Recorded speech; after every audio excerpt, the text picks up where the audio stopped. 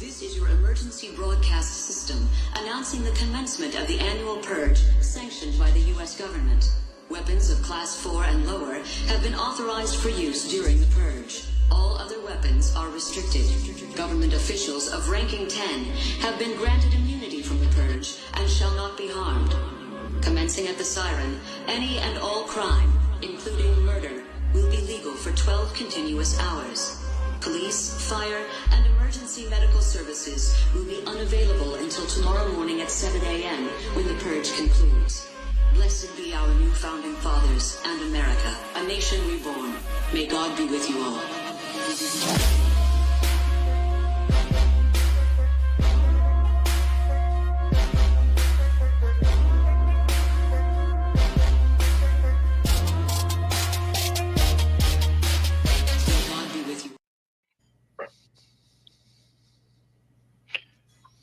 Good evening, everyone. How is everybody doing on this beautiful Sunday evening?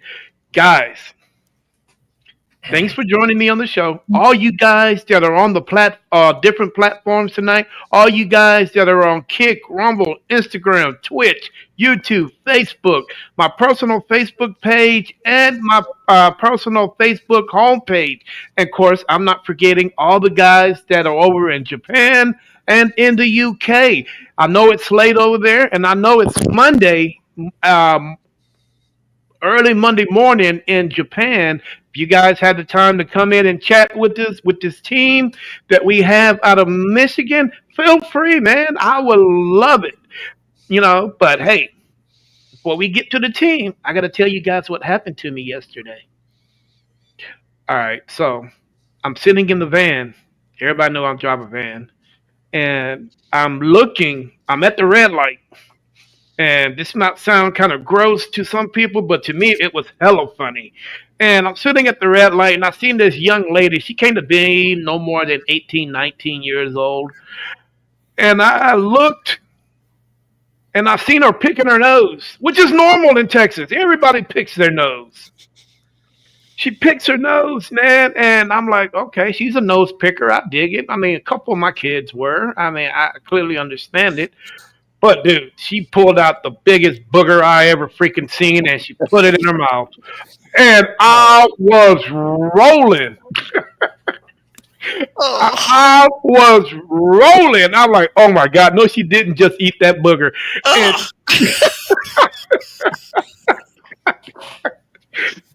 And just to tell you guys how big that booger was, I was literally in the other lane, and she was on the far right side. No, the left side of me, on the driver's side.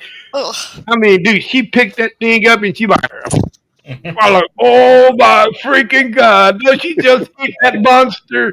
And then she had enough nerve to look at me and like I did something wrong. I'm just watching you eat your booger.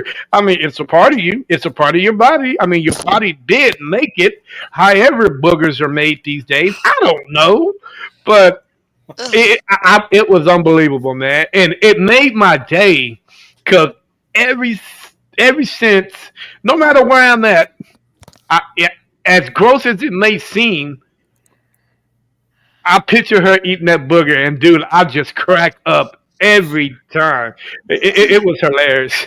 But anyway, guys, hey, that was how my day got started yesterday, and it went smooth sailing ever since.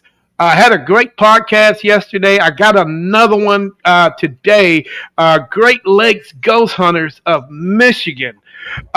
These guys, I reached out to these guys last week, man, and thank God, man, they got a phone number where I can just reach out and call them because I know when people put their emails, if you are a very busy person that gets a lot of emails, some of the messages might get lost in there. So I urge everybody, hey, if you want to be contacted, please. It doesn't have to be a direct number. It could be a number set up just for, very specific reasons. Call that number, leave a voicemail, and bam, the rest is history. But emails, I could never get it. I leave emails all over the place, and now people never call me back.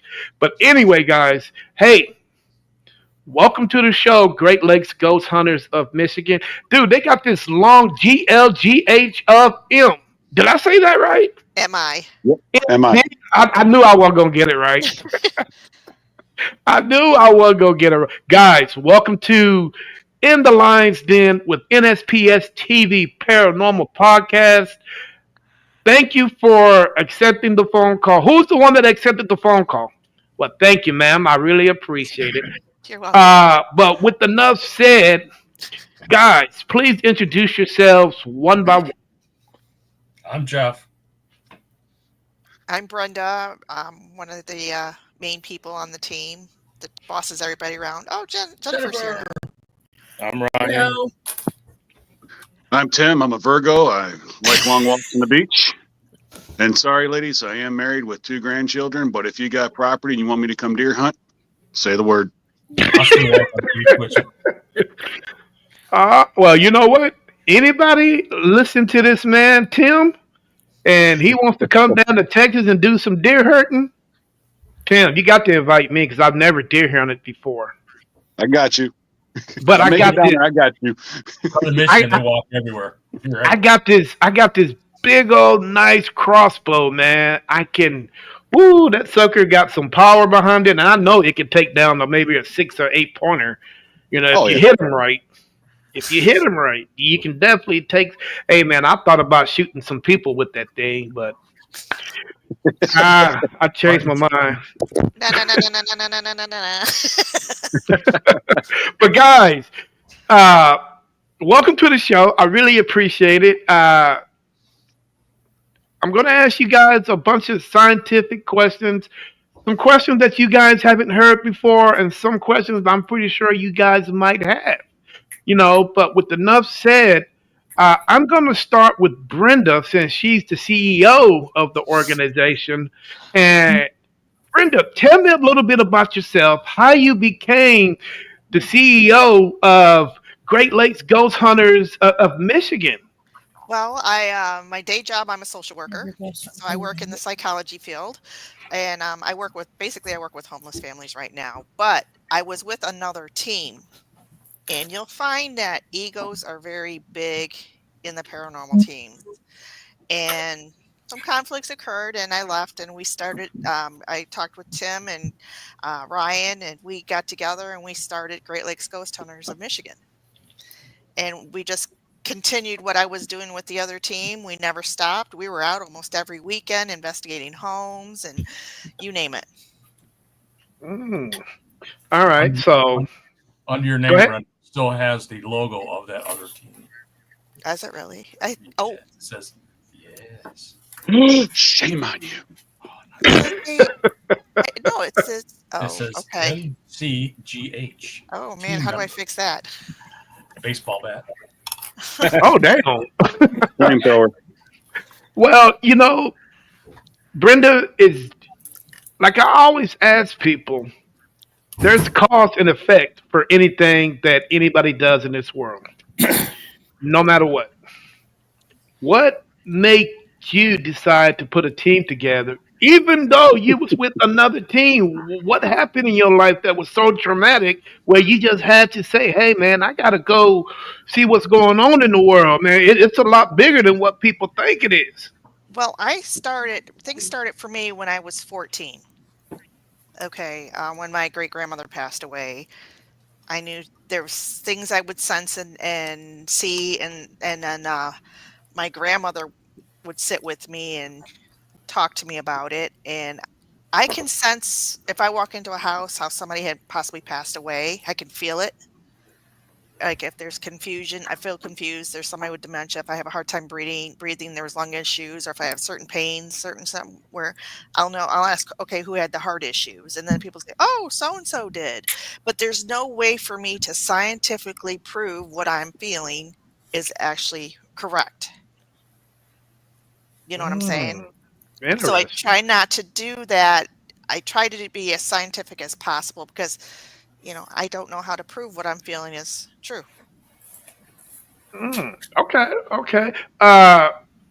Now with you having this Twinkle Twitch, this you know that you have, where'd you get it from? Was it her brought down from grandmother, great grandmother, your mom, your dad on your mom on your dad's side? How did you end up with it? I think it's hereditary. Some people say my great grandfather was like that. Um, it's hard to say. He was gone before I was around, but I had a psychic friend over one time, and there's a picture of him on my wall, and she would say something like, "He's the one you get it from, and he just wants to tell you you're okay, you'll be fine," and stuff like that. Okay, cool. Kid, do you have kids? Yes, I have three. Do they have the same thing that you have, or did it skip a generation? I'm not sure because none of them has really come out, and my middle one may, but she hasn't really said too much. They haven't really Teenagers, yeah.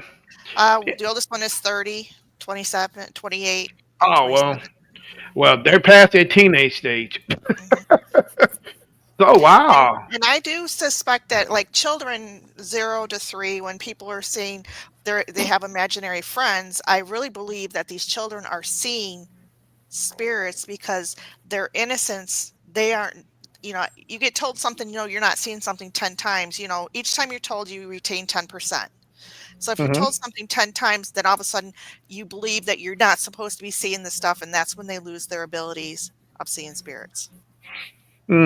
Man, the great mind of a child. Unbelievable, isn't it? I have one. Unbelievable. Going on around here. Man, it's ooh wee. But if you think I, about the innocence of a child and how open they are, and I mean, I have a lot of things, because you got to think about, they believe that when we go through the light, we're going into our next life. And think about how far birth was from our actual last death. They're still remembering things from their previous lives. There's many studies that have been done of children remembering past life stuff. But the older they mm, get, they start to lose those abilities unless somebody helps work with them on it or believes them or, encourages them. okay. Wow, I'm gonna come back to you because me and you need to talk. Okay, Jeff, tell me Yeah. your story, man. What's going on with you? Not really. I'm basically what you would call a skeptic, but I have had paranormal experiences as a younger person, and I'm just trying to find answers. And I'm out there Mm, looking to see if I'm not completely psychotic and to see what's going on. I just want to make sure that okay, now I'm a debunker if I can get a chance to. okay, now let me ask you a question. If somebody came, since you are a skeptic, if somebody and like you said, you out there looking for answers. If somebody out of the blue was to come to you and say, Jeff, take a walk with me, and you said, okay, you don't know this man from Adam, so y'all walk. Things start to fade. You fade, and you continue fading out, and you come to a point where this gentleman or this young lady says, I know what you do for a living. I'm here to show you and tell you everything about what you're doing as an investigator. I want to put all your ease to rest. So any question that you have for me, I will answer them. Just to do that. So you start doing your questions. Your questionnaire. You ask just about every question that you ever wanted to know. Now, the question that I have for you is, will that ease your curiosity about what's going on in the paranormal world if you know everything what's going on in the paranormal world, or would you continue doing what you're doing? It would just increase my curiosity. I would just want more answers. You can never know everything, and I would just keep seeking answers. I'd like to meet that person. We do have several psychics on our team, and they're pretty good. They're pretty accurate. Okay. Well, are they with you on the panel right now? Oh well, I was about to put them to the test. One of them apparently has a tendency to blow computers up. I don't know. I would definitely like to put that person to the test. All right. Well, Jennifer, what's up? How are you? Good. I'm borderline, but hey, I mean, I'm right there. I'm right there, man. Either I can cross over or I can stay. But anybody got some milk in the house? Probably. I mean, I got cookies here, but no milk. We got 2 gallons of milk and a thing of Oreos. That's perfect for me, man. You should have brought that on the show. I mean, yeah, that would have. I got a bag of cookies from the Dollar Tree, man.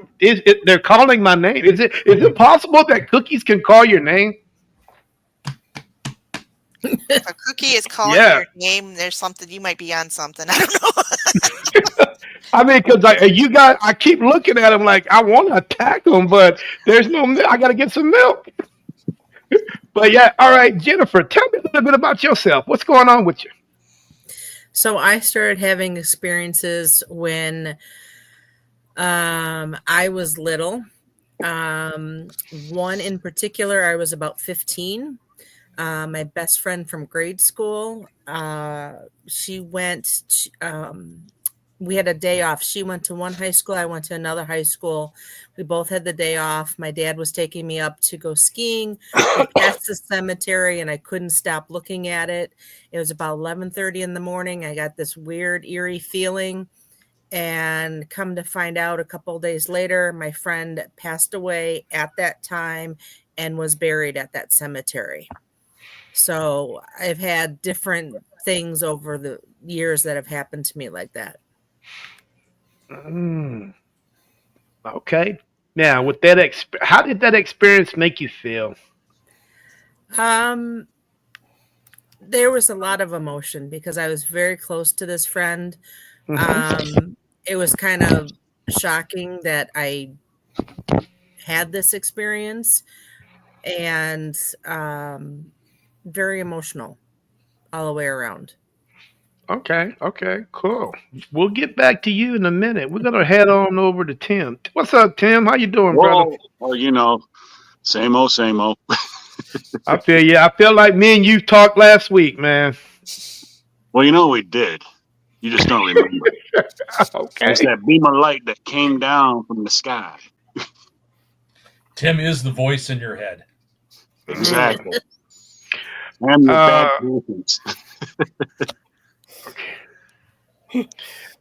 I hear voices in my head. I mean, my voices make me do strange things, like buy cookies but no milk. So they make me do weird stuff. Been there, done that. I feel you, man. Allegedly. Allegedly. So you would never tell if you bought cookies with no milk. Shall not confirm nor deny. I feel you. So tell me a little bit about yourself, brother. What's going on? Well, it all started way back in that summer of 1931. I was out of Grandpappy's. No, actually, it all started with me. Odd thing is actually Brenda. It started with Brenda. Me and Brenda actually went to school together and graduated together. And Brenda's like my 11th cousin, twice removed or 15 times removed. Something like that. On the Mayflower, and mine stood at the dock saying, "Let us know how it goes." Yeah. So, and my dad passed away in 2004, and just that year after he passed away September of 2004, and that November of 2004, my dad was a huge coffee drinker, and we're going up deer camp, and here it is, me and my buddy. It's midnight. I'm chugging a Mountain Dew, smoke cigarettes. My buddy's chugging Mountain Dew, smoke cigarettes, and boom. It's midnight, a fresh pot of coffee. We are in the middle of northern Michigan. There is no one around. And smelt it there, and then we're getting ready to make another turn and smelt it there. And when we were pulling in the driveway of our place, I could smell it there. It didn't smell it the rest of the weekend unless we made coffee. So little things like that with my dad. And, Brenda, she's like, hey, this team that we shall not name that she was on, got me involved with that. And with my work schedule, I couldn't make a lot of things I did because I worked until 7:30, 8 o'clock at night. And we ended up letting go. And that's how me and Brenda and Ryan, we got together and we said, you know what, screw it. Let's do our own thing. So we put on the tutus and we did our own thing. Hey, ain't nothing wrong with that, dude. Nothing wrong with that. All right. Mr. Ryan, what's going on? How are we doing today, sir? I'm doing pretty good. How you doing? Tell me a little bit about yourself. Well, like Brenda and Tim said, we started the team about 6 years ago, actually. Brenda was having her issues with the other team that, like we say, we don't name. And I kind of talked her into getting together with Tim and a few other people and starting the team and getting it going, because I knew that the ghost hunting was a passion of Brenda's. And she likes to say that she dragged me kicking and screaming into the hobby. But He still has bruises. Oh, damn. I do have to admit that it is an interesting hobby to get into. The different places that you get to go and the people that you get to meet and the people that you get to help. That's what we all do it for. The people that we get to help. Okay, I understand that one. All right, guys, I'm going to ask you guys a bunch of questions here, and let's just go with the flow. If you guys I didn't study though. That's okay. Okay. Now, that's okay. Guys, A lot.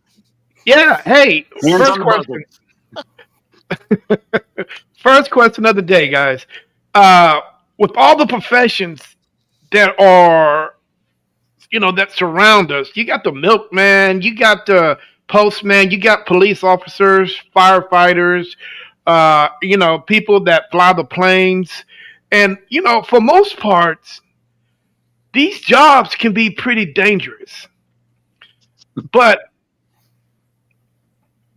what we do can be pretty dangerous also. So if you guys had a number from 1 to the 100, with with 100 being the less dangerous, number 1 being the most dangerous, where would we be in that number from 1 to 100? 97. I think it would depend on the case. Well, I think every case.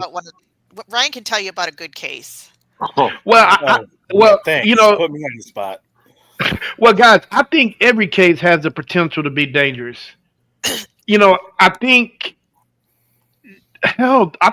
just going out and, like Jennifer said, just looking at a cemetery can be unhealthy for you. So from 1 to 100, it's got to be a number where we, as a paranormal community, we have to fall in somewhere. I mean, as much I would like to say, hey, we can do it by case, but every case has a potential to be explosive.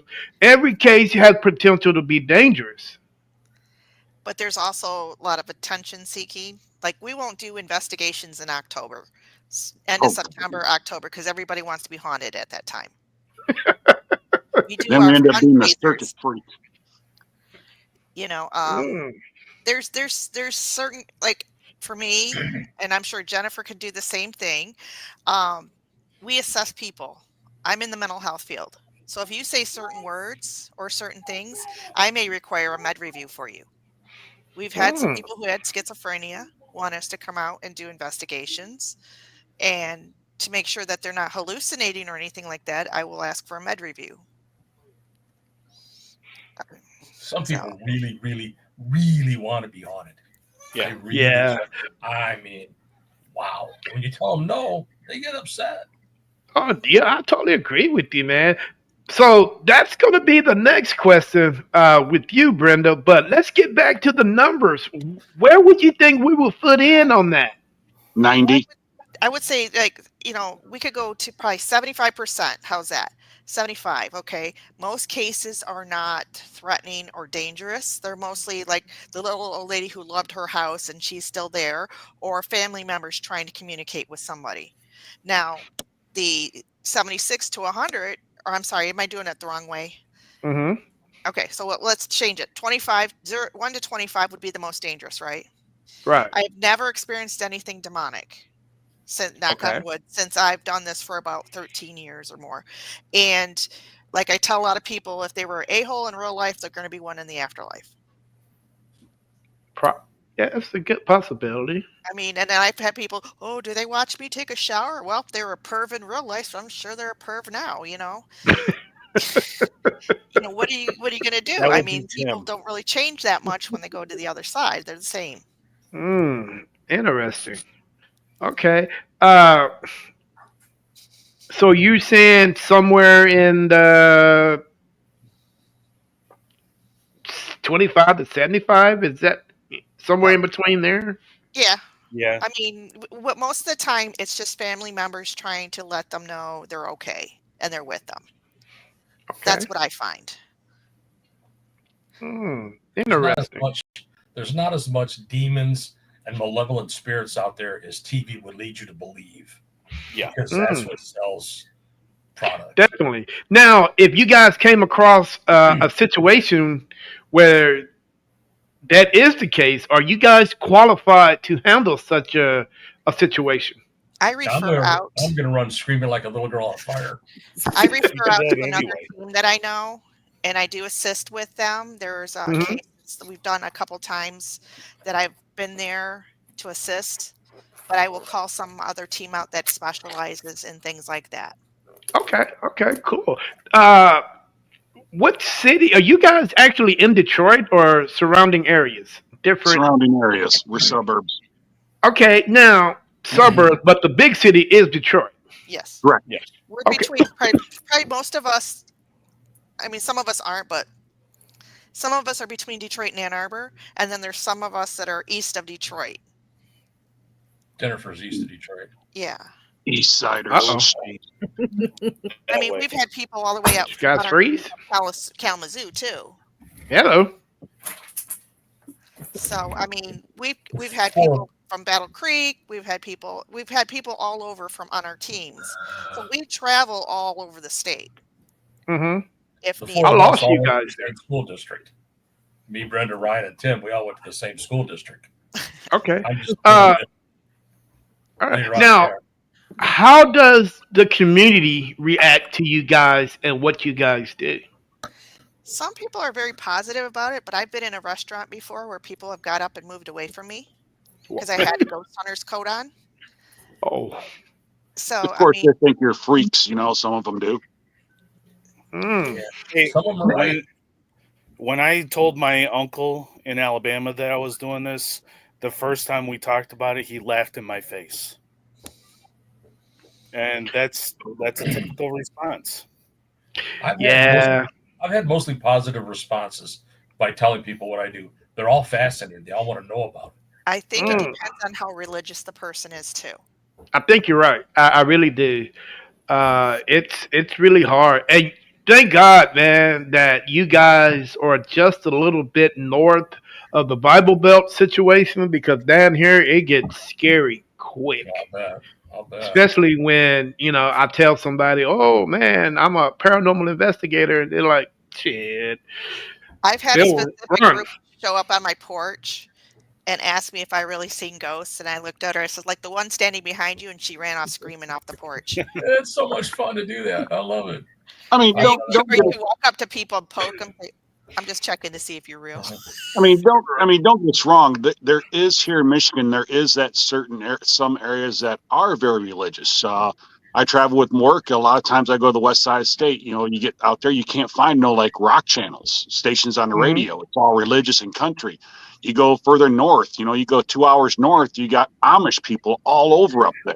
A lot of banjos up there. It's a lot of banjos out there in the backwoods, but you get the Amish community up there, so you got Mennonites all over here as well. So we don't have necessarily like the Bible Belt that we got to worry about like further south, but there are certain areas, in the state where it's like, oh my gosh, you're a paranormal investigator, you're the devil, you're Satan, you're gonna go to hell.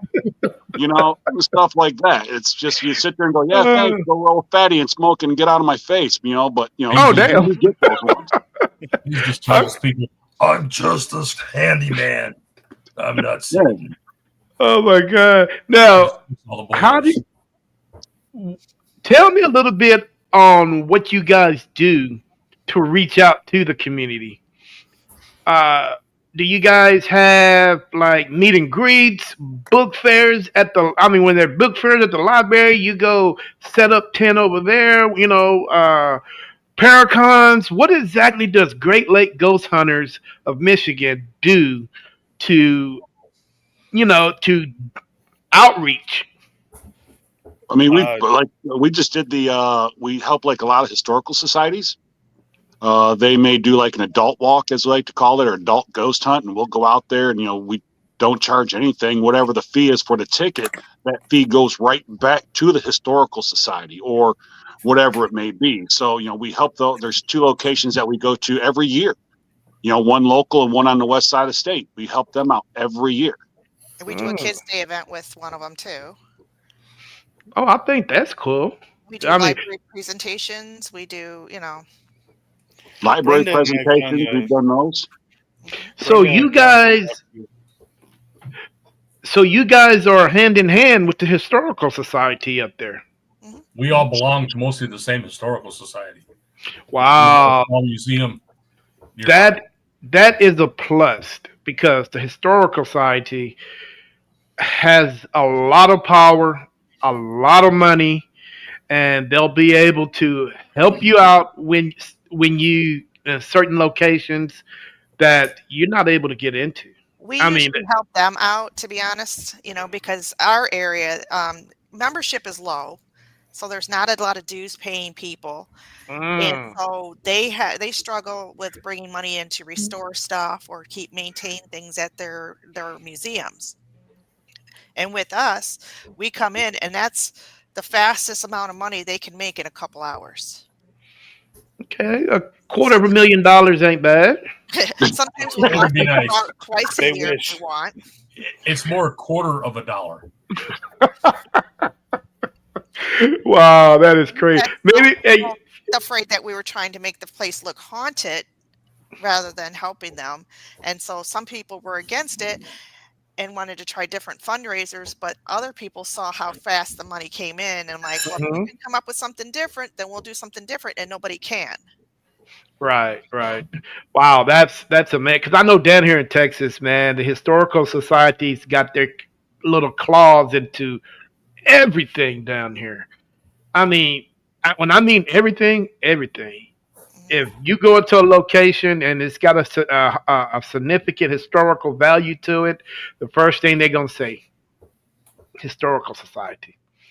Then and if you want to get into that location, it's not who you are, but how much money you got in your pocket to get into that location.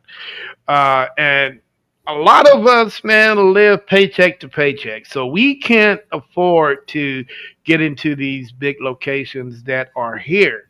As much as I would like to investigate the Capitol, but it's a lot of BS that go on there anyway, so it's a good chance I might BS there too. Like state cemeteries where some of the senators and governors and people that are up there in society, it's not who you know. It's how much money in your pocket just to even walk around that location, Wow. for a couple dollars. I mean, it's all about money down here. And if you're lucky to find a historical uh, site where it might have a historical site, but it's privately owned, then you might be able to wiggle your way in there. It depends on how you present yourself to the homeowner. We have You know, we have excuse me. We have a mental hospital nearby that's widely renowned in this part of the area, Michigan, They- Ohio, whatnot. they And got available rooms. it's been monetized. It went from being a paranormal investigative place to a jump scare haunted house and escape rooms, and the guy is making a ton of money. But but with our museum that we belong to, we have one of our buildings set up as a museum for that mental hospital. So we get a lot of people come in, look at all the artifacts and whatnot. Interesting. Go there and spend a whole bunch of money to get into the haunted. Oh, I attraction. bet. And there's a lot of protesters outside that building too, because they are concerned about the spirits there. And it's like, Yeah. you know, a lot of it depends on what type of spirits are there. Is it like tape theory, you know, playing the same situation over and over? Or are they intelligent? Are they active? You don't know, you know.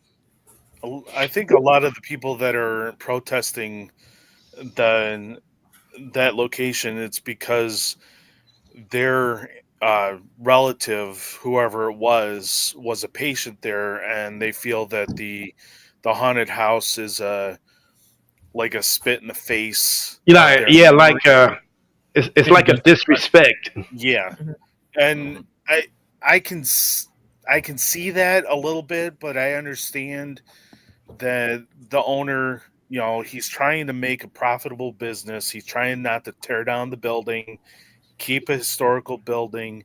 I can see both sides. Oh yeah, me too. I appreciate the fact that he saved that building because Yeah. it was slated to be destroyed. The grounds that it was on, they had 80 buildings, something like that, and that's the only building left. But I he worked there in high got school. that building for $1 from the county, Yeah, and he had that- 5 years to get it to revenue tax income, or Yeah. the county would take it back. Yeah. And he also supports the homeless shelter next door to it. Yeah, So I he's would. Yeah, also well, I giving give him a back lot to of the credit for community. what he's doing. It's just not how I would have done it, I guess. But he's making money and he's keeping the building there, so kudos Yeah. for that. And is he still going to let us do the Potter's Field? We still going to be able to go over there and do what we need to do? I don't know. Okay. I would have to message him again. I get a lot of questions about the Potter's Field there, and a lot of people got really wrong information. Everybody thinks that their family member died in that building, and then they come to the museum, and we will sit there and like look up the death certificates. Brian is he does a lot of our historical research on our properties that we go to, and we'll find, oh nope, this person actually died in Detroit. They didn't die here, and they're buried in this cemetery, not in the Potter's Field. So we kind of give correction and conclusion to some of these family members. And you can't look up patient records in some of these. I did my clinicals in Northville Psychiatric, which no longer exists. Everything has been leveled, and HIPAA rights still apply to people even after they are deceased.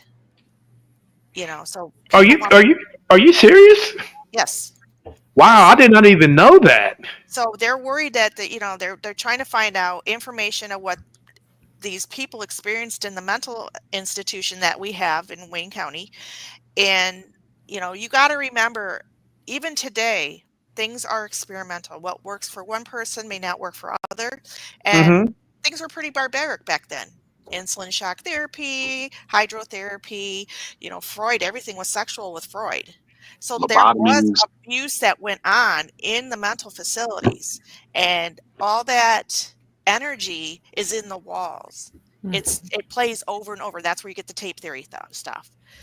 Of course, there is some, if it was a very special place for them, that's their form of heaven. And there was workers, they are very passionate about the work they did at Eloise. And, maybe that's where they want to spend the rest of their spiritual life or anything like that, trying to continue their work with the spirits that still need their help. Right. I'll be right back. I got to go grab my phone charger. Okay. Now, guys, let's change the subject a little bit. Not as far as paranormal investigating, but I want to go to a source of one of our biggest problems in the paranormal community that's Hollywood. Now, Hollywood is a place where at some point it hurts what we do as an organization, because there's a lot of people that takes what we do and just think it's easy. I can do that. I can do this, and I don't have to put in the time and the work to do it. That's pretty much what Hollywood has done over the past 20-something years, starting with Ghost Hunters and Ghost Adventures and so on and so on and so on. Guys, and not only that, the future paranormal investigators are also going back on YouTube and watching the shows and seeing things and seeing just how simple it was back then for these guys. So, what do you guys think about Hollywood and the way that they portray us as paranormal investigators? I tell everybody you're not going to get rich and famous doing this. You know, you'll probably spend a lot of money going to sites and trying to get the most up-to-date equipment. The sexy part of ghost hunting is sitting in the dark talking to nothing. Well, you betcha. I was And already you need sexy to- before we got there. So And you need to go back because you may not think you're hearing things now, but the best form of evidence is audio and video. I mean, you look at the TV shows. I mean, how long does it take? Look at that one show that came here to our local place. What, 4 years ago? I actually played a doctor on TV. Yes, I did. So add that to my I was playing resume. doctor, but not on TV. But they were here for like what, almost 2 weeks or a week or something like that, filming all this footage, and with the extras coming in after they left. I mean, you're looking, say, 2 weeks tops of all this filming, cutting, and editing for what? An hour show? Well, maybe 40 minutes if you count commercials. So it's not just, oh, this all happens right like this in this order. No, yeah, they wear the same clothes, everything. So I'm not going to call out names, but some I could agree with, but there's also a few out there that I'm like, I don't know what you're smoking, but you need to carry on with your life because it doesn't make sense. I've been on a few shows that are on those. We played the researchers or did some sort of part in there. I was on America's Most Wanted, but I don't want to talk about that. Yeah, I was a part of Compton's Most Wanted. We actually had our local Channel 4 come out and interview us for Halloween, and I had to tell everybody how Jeff was so hot because I had him on the floor. Oh, yeah. I was told I was not allowed to talk on camera. Oh, wow. It says, I got a private chat, and it says that Terry wants to jump in the show. Yeah, Is she having a hard time to jump in? I will check with her. Because I've been looking to see her, but I don't see her next to Jennifer. Okay. I had to remember passwords, and I was all confused. We'll see. What am I doing? I'm getting out of this room, so. Oh. Well, guys, because what Hollywood does now and what it's done back then, like we were just discussing, I think what these future generations of paranormal investigators, if they get wind of that, what do you think the outcome will be with these future paranormal investigators? I think all these TV shows that have been out, they're all in it. Well, except for one, most of the paranormal shows are in it just for the cash. And it's starting to fade away. If you look, there's a lot fewer shows on TV. The best one, they can't find a place to hang their hat. They do YouTube, whatnot, but none of the networks will pick them up because they won't go to everything's a demon, everything's scary. They go and they try to debunk. Unfortunately, that doesn't make as much money as all the scary whatnot stuff. But it's starting to fade away. You're seeing a lot less paranormal shows on TV these days. But you still have reruns.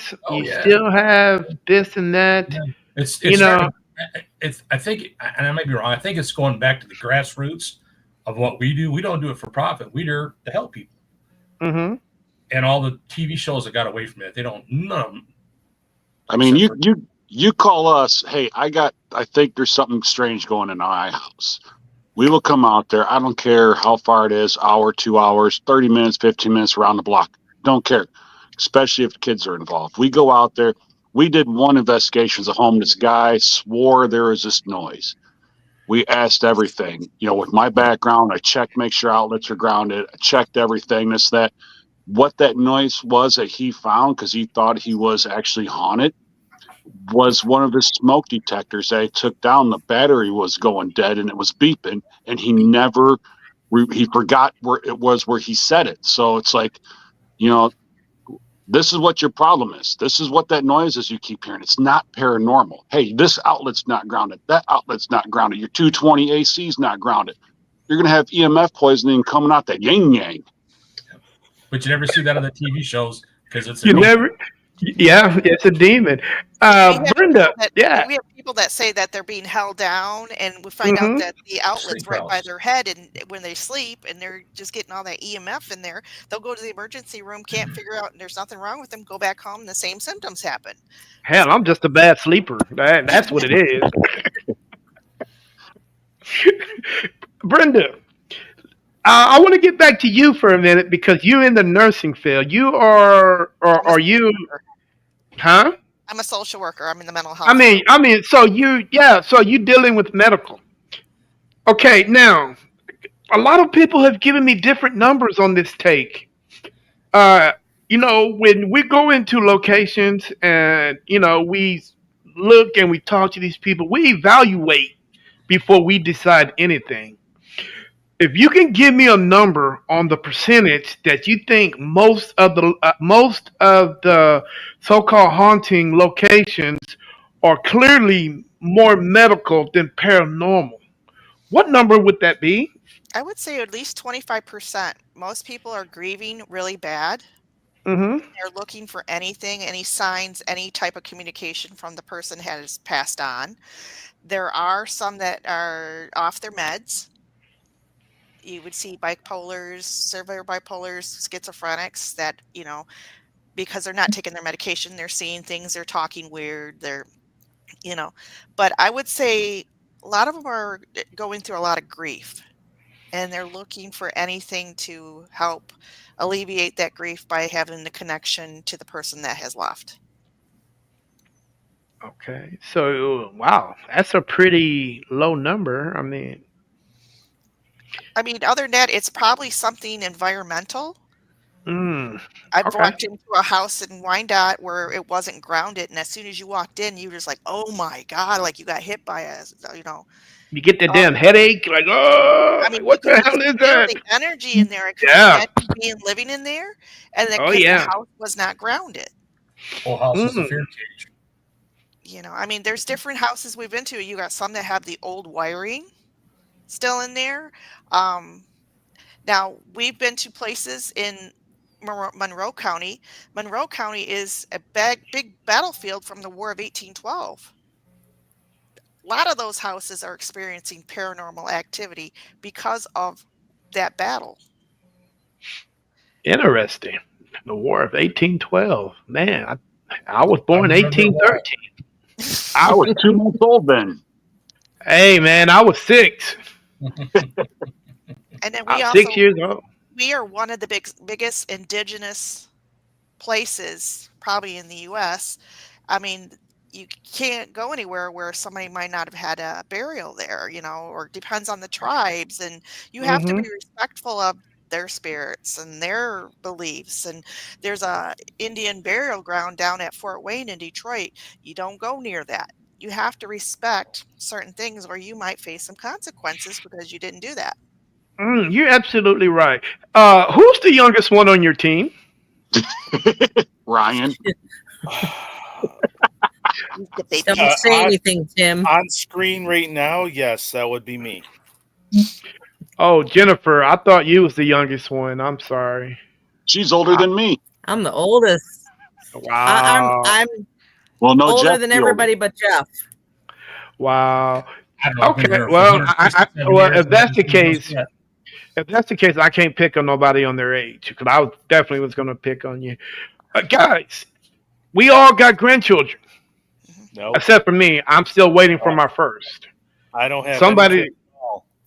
Oh, well, okay. Well, we were all kids at one point. Now, the way we were raised is a little bit different from what the kids are today. Now, the kids are today, and I'm not picking on anybody, you know, and I'm not trying to disrespect anybody, but kids are today aren't raised the way that we were.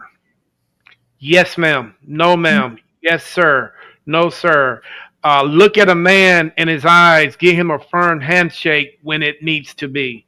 That right there is a sign of respect. Now, what's going on today? I don't know what's going on today because there's no respect for anybody. Kids do what they. If you ain't never seen a kid fall out in Walmart, then you need to go to Walmart more because these kids are literally out of control. Now, the same kids that are out of control that are disrespecting their elders, their mom, and Lord knows whoever lives in there, if they're disrespecting these guys, how the hell are they going to respect somebody that's been gone that can literally hurt them? Because spirits don't care. If you don't have that sense of being attached to them. When I mean attached, if you're not a family member or something to that nature, and these spirits are feeling threatened because of what you're saying and how you're acting, you can actually get hurt from that. So what do we need to do to make sure that these future paranormal investigators get on the right track, say the right things, do the right things? Because to me, it seems like it's not going to work, no matter what we tell them. Get them off them damn electronics. Hey, go old school. I got my ass whooped many times growing up. It ain't gonna hurt anybody getting theirs whooped. Mm-hmm. No, it ain't gonna hurt. I got an almost 6-month-old grandson and a 4-month-old granddaughter, or 2-month-old granddaughter. I have 2 daughters. They both raise respect. They both know yes, sir, no, sir, yes, ma'am, no, ma'am. It's always thank you, please, you're welcome, have a nice day. But so that's how they're raised. But I see the problem with a lot of today's youth is it's like growing up. Who here remembers a latchkey kid service? Whether it be your auntie, your grandma, or whatever, watch you after school. Now it's like both parents have to work, so those kids get on there. Oh, I'll just go home and break out the PS14, PS25, whatever they're on now. The Xbox in this game, play Call of Duty. I know people, and you're like, oh, I've shot that firearm before. You did? Yeah, on Call of Duty. Well, how about you get off that, go outside and play, experience the outdoors more, get out, do things, unplug yourself. Mm-hmm. Once you unplug yourself and embrace the outdoors and everything that's going around you, you become more in tune with outside, then at that point, maybe they'll realize it. But if not, then they're just going to have to wait till some bad juju comes to them for whatever reason for messing with spirit, because that bad juju going to mess them up, and they're going to get that bad juju for life. Well, it's all about mentorship too. Like Tim, when you have to teach somebody to hunt, you always, when you do your kill, this way, that way, the proper way to do it. Nature for giving their life for your family to be. You do certain rituals. I mean, you don't go into a place where there's activity. We all know spirits, ghosts, entities, whatever you want to call them. It's not a freak show, man. They can't perform on demand. You start going in there. I don't think anything's here. Push me, punch me. I mean, come on, really? Just sit there, be quiet, get the recorders going, ask questions. A lot of people think that if something doesn't happen to them right away, it's total, can I say bullshit? Sure.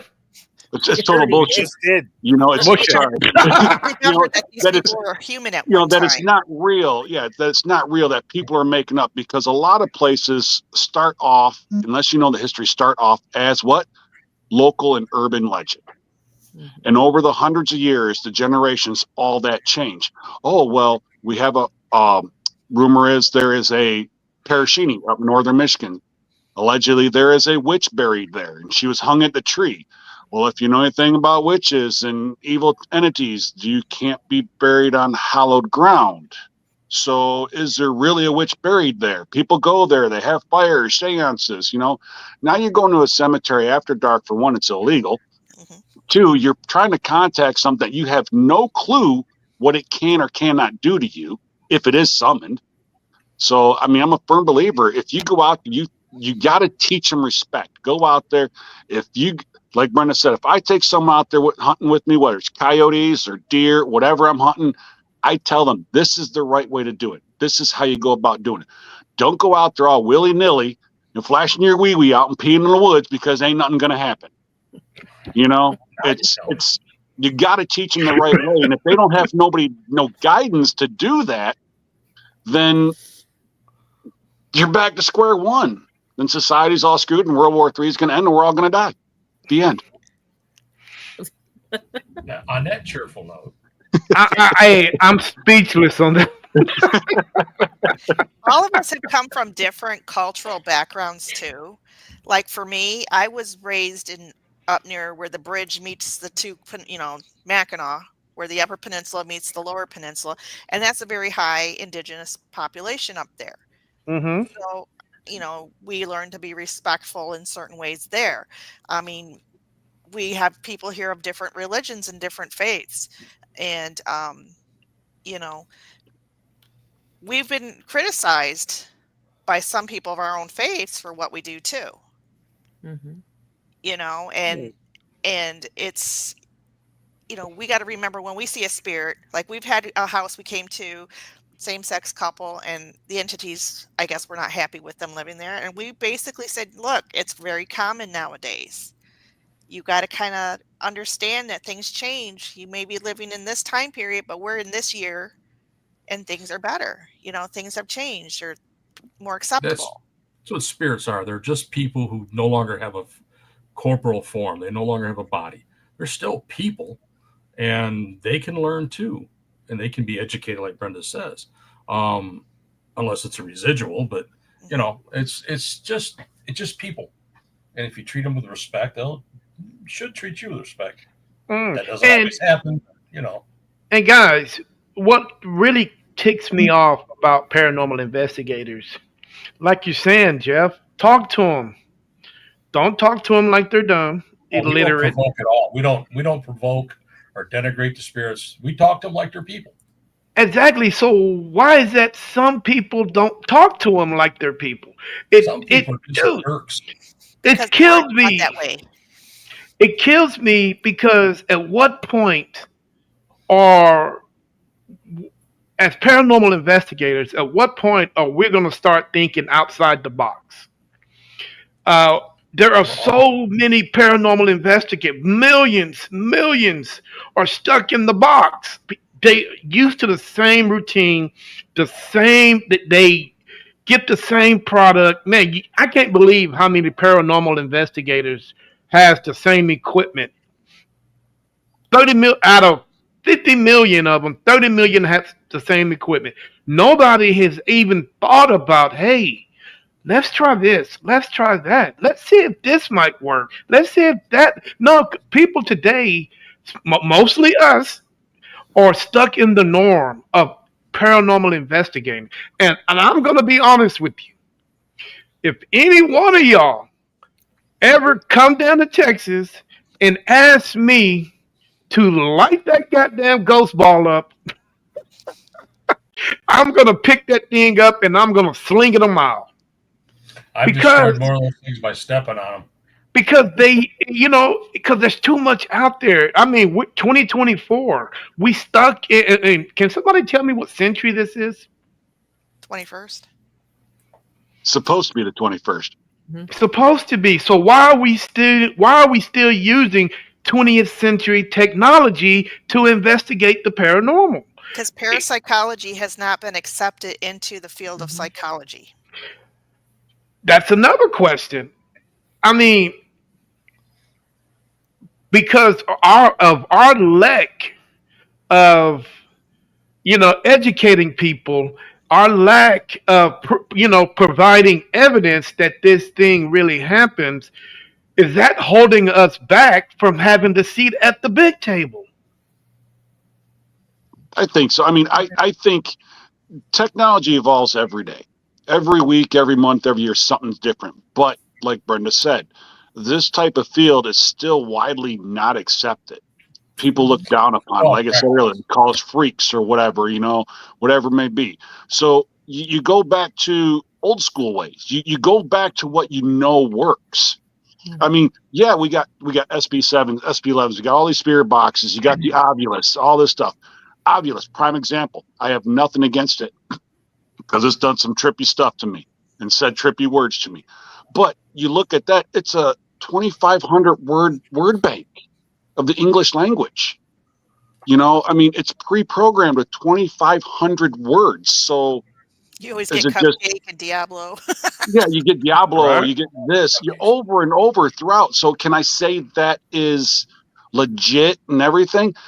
It's possible, but until things get there's not really enough research, if you ask me, on types of equipment, what we can do. Laser grids, oh, they're great, they're awesome. Okay, cool. Yeah, they make pretty little dots on the wall, you know. Ooh, something walks in front of it, you know, it's great, it's awesome. But hell, you fart in front of one at the gas, if it's cold day, the fumes go in front of it. Oh, did you see that? There's something there. Dude, I I was just don't blaming want, on Ryan. you know. See, I think Oh. we all have our theories. Like, I believe spirits are frequencies. Their frequencies reflect off the glass, the mirrors. That's how they can talk to us through spirit boxes, is because they're able to go to a certain frequency. This is why our ears ring, and then we capture EVPs on our recorders. That's my theory. That we're at a certain point where we're a frequency. Everything we do is a theory. There is no hard scientific evidence for any of this. It's all theory. We all have our own ideas how it works. I'm with Brenda. I think that everything is an energy. You can't destroy, you can't create energy. We are energy. So when we drop the body, we're still energy. But we really can't detect any of that. There's no hard scientific evidence to prove any of this, unfortunately. You're absolutely right. But my question for you is, some of the biggest people that are sitting at the scientific table right now doesn't have any proof. Okay, because you got people that investigate Bigfoot are sitting at the table way before we are. You know, we got ufologists, we got archaeologists, and archaeologists a little bit different. You know, they might find an artifact here or an artifact there, but that doesn't really mean that what they think was actually there was actually there. You know what I'm saying? You can say. This is where we have our history, our research, like Ryan. He pulls names out for sites. Imagine capturing that person's name as an EVP to validate his research, his historical or genealogical research on the property. That would validate right there. Yeah. What we do is we pull property records of a house that we're going to first. Then we pull the census records and figure out whose names are there. In Michigan, we can pull death records for free from certain time periods. And we've actually found some guy was actually laying dead in the house for 5 days that we communicated with. Interesting. And so that was a validation. And we looked to find how to validate stuff. Wow. Okay. Now, guys, since we're talking about the big table, at what point will we ever, because it seems like nobody can find that definitive proof that ghost spirits exist, will we ever get our chair pulled out at the table and somebody invites us in and pull us up? Will that ever happen? They haven't invented the technology yet to detect it. Someday it'll happen. Well, unless the government makes it one of those files, those Kennedy files or something. Yeah, I mean, guys, because this right here is really weird, because one of the biggest church, which is the Catholic Church, believes in us. They believe in us. They believe in what we do. People have gave them so much evidence on this happening, that happening, but would it be okay if the Catholic Church comes out and say, hey, this really goes on, it really happens, we have proof that this happens? Will that be significant enough for society to take us more seriously? A year or so ago, the government said that aliens do exist. And nobody just, okay.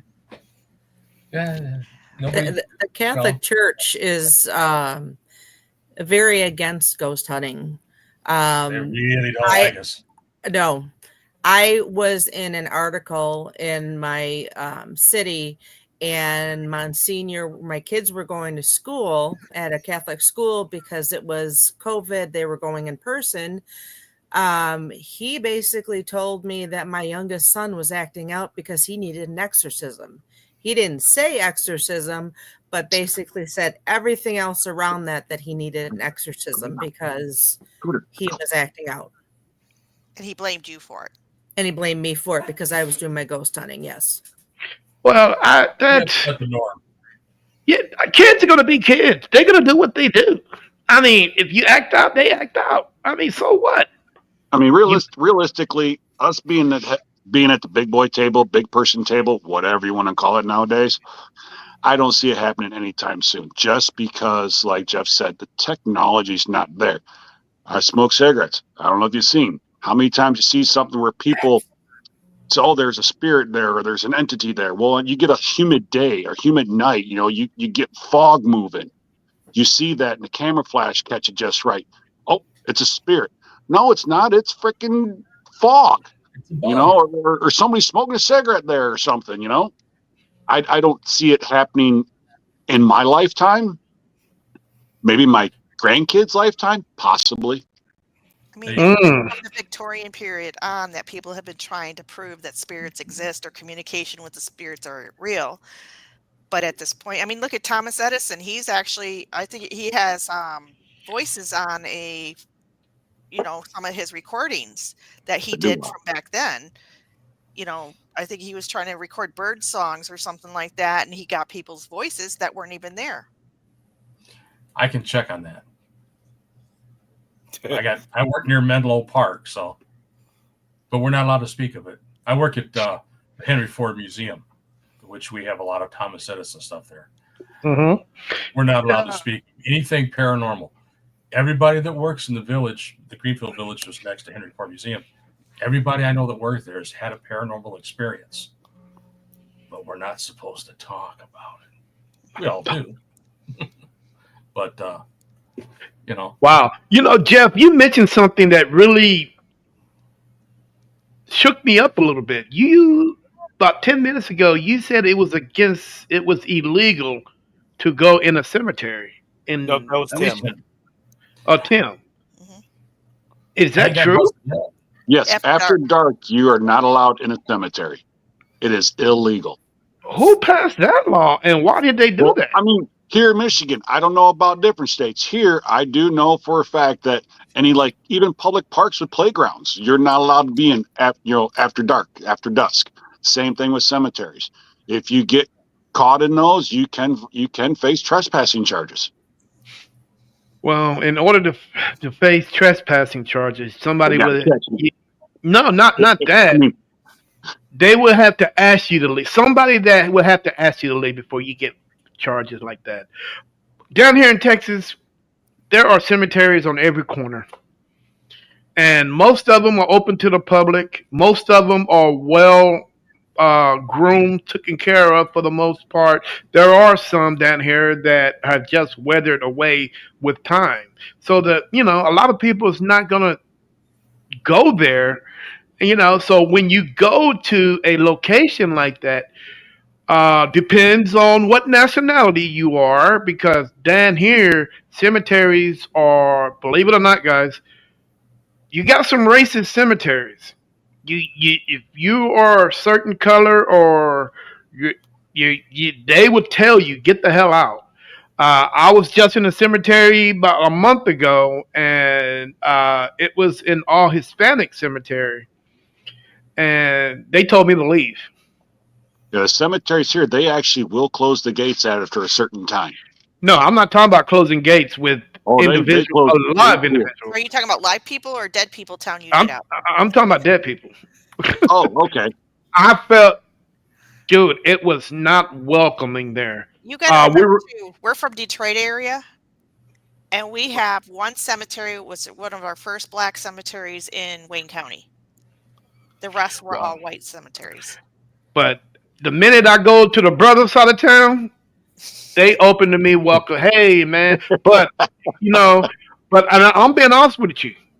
My team is diverse. I have a diverse team, but we also heard on the Spirit Box, why is he here? And I'm like, are they talking about you? I have a question. Since you said you've got some strictly Latino cemeteries, have you picked up people speaking Spanish there? Because that's a big thing with this, is that the language thing. Somebody's 100-year-old ghost, they're going to have a different language than we do now. To be honest with you, they spoke English. Okay. Because we went to a bar down in Trenton, and then I did some German down there because it was supposed to be German owners to communicate. Yep, they spoke English. But I have came across some people, some cemeteries where they speak not Spanish, but what is that other one? Portuguese? Sort of like that Portuguese, Spaniard type language. I'm not for sure. No, it wasn't Creole. I can't remember what the hell that was. Peruvian? Math is the other language in Spain. It was some language I've never heard before. And Mayan? I don't think I would hear it again. I'm not quite sure, but it was really, really. I'm like, what did they just say? Like, huh? I've only ever had a few Weird. actual voices that I've heard, and it's mostly been from people that I've known. So, I just was curious about the inter-language, Oh, yeah, dude. Trust me. I'm pretty sure in the spirit world it's pretty diverse, and you can learn different types of languages and stuff like that. Thoughts are thoughts. What goes on inside your head is maybe a universal language. I don't know. So if you look in my TikTok page, I've actually gotten phone messages or phone voicemails from spirits when I was gone on break from school. And one guy actually wrote about it. He's called Mr. Haunted. He's from the East Coast, but I've actually got the videos on my TikTok page of spirits calling my name out or making phone calls from my desk when I'm on Christmas break or something. They're able to manipulate the phones like that. I wish somebody would call me 2:00 in the morning. They'll get a voicemail. Well, there was a restaurant that was getting calls to the owner at around 2 a.m.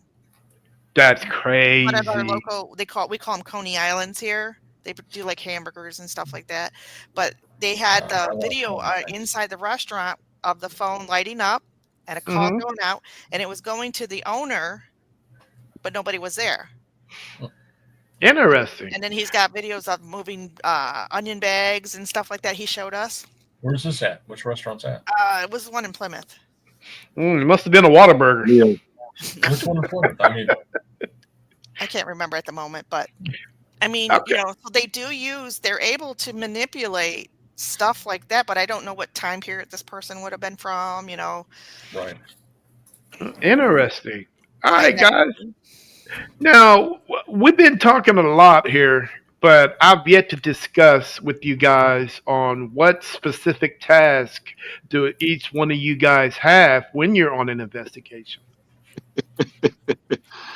Well, since we'll go back old school, I've been doing communications for 34 years. I am the actual team pole dancer. I used to climb poles with hooks and stuff like that. So my background would be, I'm the team pole dancer. Oh, wow. Got to My keep them pole buns in shape. was brass. Hey, got to keep them buns in shape somehow. But Right. I mean, I would, I'm like, when I go out to someplace, I test outlets, make sure they're grounded. I test the electrical wire, look at the electrical wire. Is it the old 2-wire cloth braided, type, so I'm more like I don't know. I wouldn't say techie because that'd be more Ryan, wherever you're at, Ryan, that way. Ryan. He's more of the techie guy, but yeah, I'm more of the comms. Let's make sure everything's grounded, see what's not grounded, and see if that's an issue. We would say you're more environmental. Yeah, I'm environmental friendly. I'm just common related. I'm just here to purdy everything up. That's all. All right. Who used the dowsing rods? Who's the one that actually used the dowsing? I know somebody using dowsing rods. routes around here. Ryan does, and I do. I do. And my cousin Julie does. How consistent are you with those things? My I'm cousin pretty Julie consistent. is very consistent. I've You always seen do a Julie test at work. question. She's pretty accurate with that kind of stuff. I'm pretty consistent with mine. Yeah, yeah. Mm-hmm. yeah. You always do a test question, though, that nobody else knows to know if it's Now, really- I usually want them getting sticking them up my nose, and that's very uncomfortable. look, dude, I had enough nose jokes yesterday. We can't do that again. All right, hey, dowsing rods, man. Can you guys give me a percentage on what you think those guys that device is accurate? 100, 90, 80, 60, 40? I'm saying 90%. Yeah, I would go with 90%. And if you think back, go back again, old school. Using dowsing rods to communicate with the spirits, whatever, is awesome. People say, "Oh, that doesn't work." Brenda, we did that one where we took dowsing rods and located underground. I located underground utilities with it. You got to figure it's Water. the most simple tool that we use. The absolute simplest and easiest to use, and the most spot on accurate. So I'd definitely say They're 90%. conductors, too. It's got a very low power, lower energy thing to use. So the spirits that don't have a lot of energy can do that. So Very easy. I thought it'd be pretty accurate. Okay, But then you okay. get those ones that people like, they're trying not to move it, but you can see their hands moving a little bit.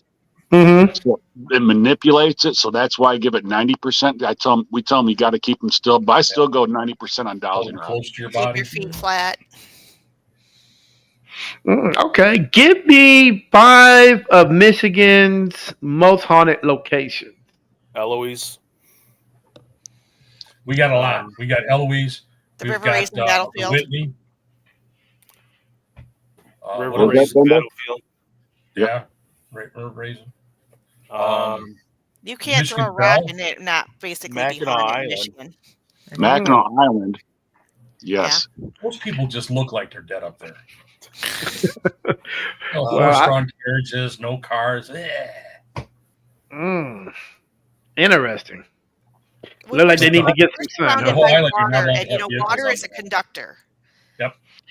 Ooh, you got a lot of water up there, boy. Yeah, You got yeah, a Great lot of Lakes. water. 20% of the world's fresh water up here. And so Just a couple water is a gallons. major conductor, so that's probably why we are one of the most haunted states in the union. Yeah. Okay. Yeah. And we're in a bowl that was created by a meteor strike. Are you sure about that? He was So around you- back then. So you're telling me all that water was formed, that big crater of Lake Michigan was formed by a meteor impact? Well, no, the lakes were not so much. Under the main mitten itself, Mm-hmm. there was a meteor strike. And Wait, What? wasn't Paul Bunyan? Legends, I was going to say, legend says it was Paul Bunyan in his Ox Blue. Man, that Babe the Blue Ox that always messes up stuff. It's all lied through all these years. But yeah, the lakes were created by ice age, by glacier move. You got to remember yeah, he's buried we in got Ypsilanti, giant- but you can bury all of them. We've got giant salt mines under the city of Detroit, and salt is also a good conductor. Yep. You're absolutely right on that. Guys, now, okay, Brenda. Now, we were just talking about kids and how this next generation, we don't know what it looks like. It can be a thumb up, it could be a thumb sideways, or it could be a thumb down. To me, I think it's going to be a thumb down because it doesn't look good for them. Now, if it doesn't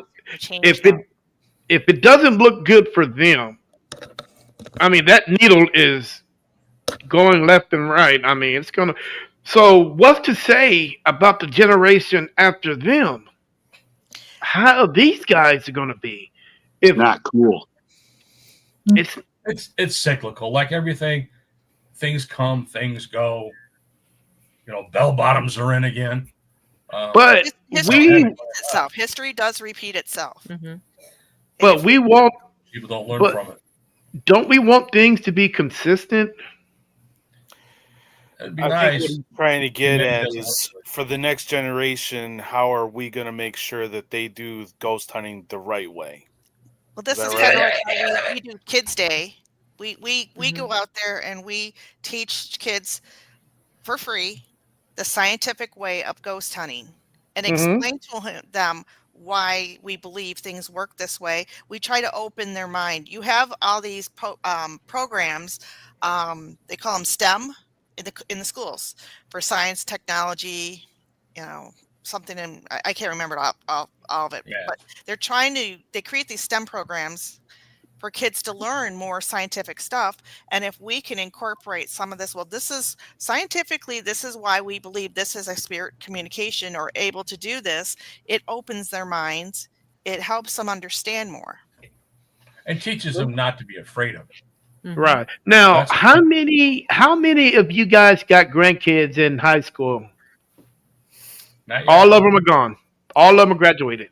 Now, the reason why I say that is in Texas, I think it just passed. Well, it really didn't pass. It really depends on the school district.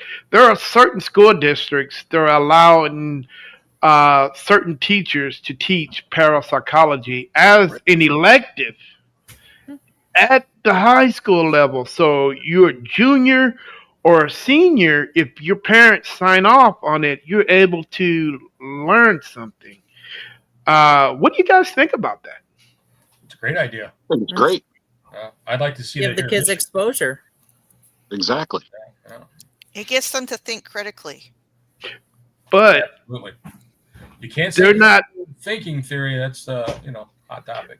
Yeah, but in order to understand, I mean, you can only teach so much, but at some point, you got to go into the field to do what you've been taught. And that's the only thing that's holding these kids back because they're not able to go out and literally investigate unless they do it themselves. Like I said, we do have some of our things we do for our kids. We just We did one teach in them Marshall. protection. Now, Always some Now- protection. are you guys willing to put a junior team together, Brenda, if that need be? We could do that. I mean, like I said, we teach them how to be courteous to the entities, how to protect themselves, how to close out sessions, Mhm. How to create barriers, we do all that kind of stuff. We could, it's really important they understand you have to do this because here, if you do this, this will happen, or if you don't do this, this could happen. Mm. And Now- it's also the cognitive development of a student. You got to remember they're still developing mentally. So Right. some students think, well, if I do this now, they don't understand the consequences in the future. They only know about the here and now. Right. So you really right. want to get somebody that's more mature and not going to just do it because it feels right at that time. They have to understand you got to do steps. Exactly. I Yeah. probably Now, have the youngest kids on the team. I have a Mhm. 9.5-year-old and 12-year-old, and they have come to some of the kids' events. And I have taught them, you do need to be respectful and you do need to close out the session. Otherwise, these are the consequences. And they have been very good about doing that. okay, cool. How do you guys think now? Jeff, didn't you say you work for the school district? No, I work for a museum. Okay, somebody works for the school district. I I thought. do. Okay, now what's the name of your school district? It's Wayne Westland. We're the second biggest school district in Wayne County. Now, if somebody was to propose something like that, how do you think the district would react to that? The district already knows what I do. No. I mean, They would probably approach me for consultation on it.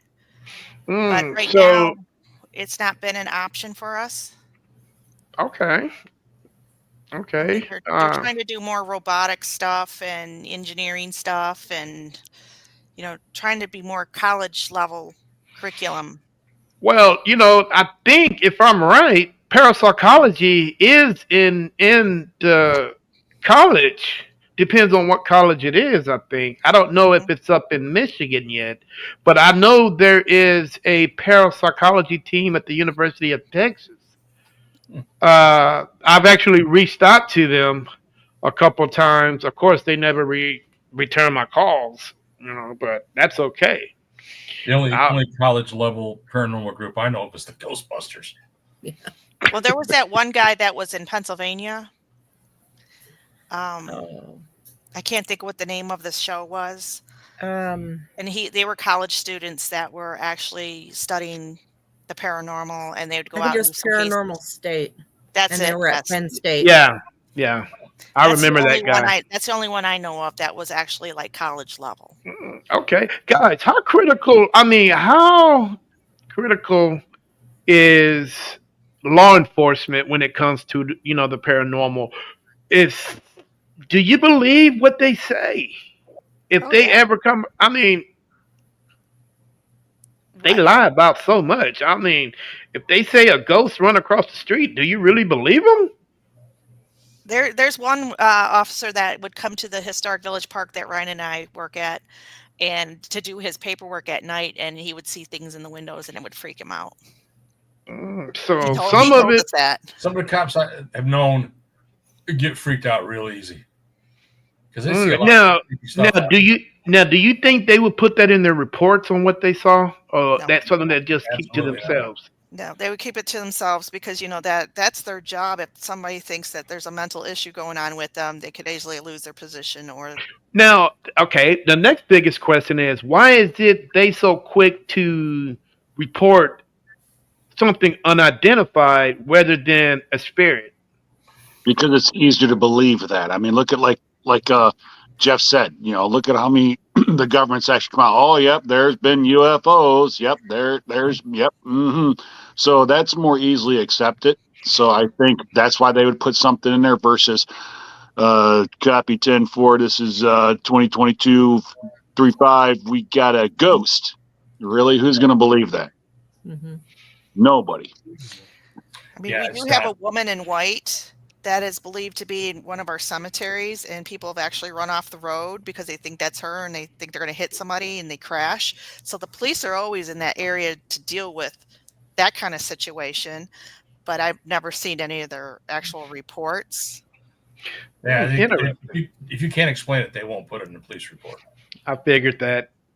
Tell me a little bit, man, about the Great Lakes. From when I was a little boy, I've heard so many stories about strange things happening in the Great Lakes, especially is it Lake Erie or Lake Superior? Lake Superior. We just celebrated the anniversary of the sinking of the Edmund Fitzgerald. That happened in 1975. And there's also Whitefish Point is one of the haunted places up there.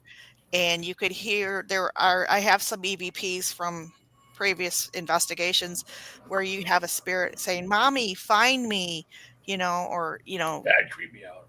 Things like that, from shipwrecks. There's also the Michigan's version of the Bermuda Triangle. It's north Lake Michigan, I forget what the points are, but it's like Milwaukee to Traverse City, and I forget Muskegon, I think. Is that where the Christmas tree ship went down? Could be, but it's where the Griffin might have gone down. That was a ship that disappeared in the 1700s. Yeah. They've never found any evidence of where it ended up. Been over 6,000 shipwrecks in the Great Lakes. Oh, yeah. Lake Superior is so cold that nothing floats up. The bodies sink and they never come back up, and they don't rot. Then you got the what is that? The Paulding lights up there in Paulding. Yeah. Where if you're in a certain area, you get people describe it as like a blue electrical ball that just floats down this set of old railroad tracks or whatever. But people tried to debunk that, and they said, "Oh, it's this curve right here. When you come around the curve, if you got your headlights on, it reflects off of this, and that's what it is." Yeah, I've seen that be debunked actually. Yep. I mean, as much time has passed up there, has anybody mapped any of those lakes to find out how deep it is? And Oh yeah, they're not. I know Lake horribly Superior is the deepest. deep. Yeah, they're not. It's horribly actually, I believe Superior is the deepest inland lake. so, what are we looking at? I mean, so what are we looking at feet wise? I'm sorry. It's like 900 feet. Something like that. It's between 700 and 900 feet deep, I do believe. There must be some big catfish down there. Well, I know it's deep enough that Josh Gates on his Expedition Unknown, he couldn't dive it. They had to use an ROV because it was too deep. Oh yeah, anything under 200 feet is too much. Yeah, that's bone. That's crushing right there. But where the Edmund Fitzgerald went down, that ship is longer than the water column. So if the Edmund Fitzgerald had a nose down, the stern would have been up in the air. Lake So, Superior is 1,332 feet. really, it's a quarter mile deep, huh? Yep. And when they were searching for the Edmund Fitzgerald, the other freighter went right over it. Which one? I don't remember. MacArthur Anderson? or so. Well, the I don't know. Arthur One of the Anderson's- freighters that was searching at the time of the sinking. That was the Actually- Arthur M. Anderson. That's still up Yeah. there. That's still It went flies right, the right river over lakes. the Edmund Fitzgerald and didn't even know it was underneath them. I've seen the Arthur M. Anderson twice in Port Huron the last few years. Interesting, man. We played Gordon Lightfoot's song of the Edmund Fitzgerald when we were at Fort Gratiot at one time, and that created so much Really? paranormal activity at the Fort Gratiot Lighthouse. We should go to the Mariners church. They probably wouldn't let us investigate near though. Now, Part of the would you? railroad. Speaking of music, I mean, I've had my experience, playing music, and like you say, dude, I mean, sometimes it brings out, whatever a spirit or a ghost, it brings them out, because it takes them back to their era. Music they haven't heard in a long time. And that's the thing. We were in a, what was that? It was a recovery center that had closed down. And man, we put on some Little Richard. Oh my God. It was, I think we were playing, was it Good Golly Miss Molly? This actually happened in the dining room. Apparently somebody followed me out, because a song like that you don't hear too often, so it kind of gets stuck in your head. And I was saying, good golly, Miss Molly. And man, I caught a EVP singing that song. I was shocked. Oh, that's cool. We've played Sing Sing Sing and with an SLS camera have caught stick figures dancing. And when we use an SLS camera, we'll ask it, can you give me 5? Can you do this? To make sure that something there. It's not just trying to register something. Mhm. That happened when we were on the news. The Yeah. young lady, the reporter for the Channel 4 News, they did a big thing on us live. And she high-fived the SLS, and it high-fived her back.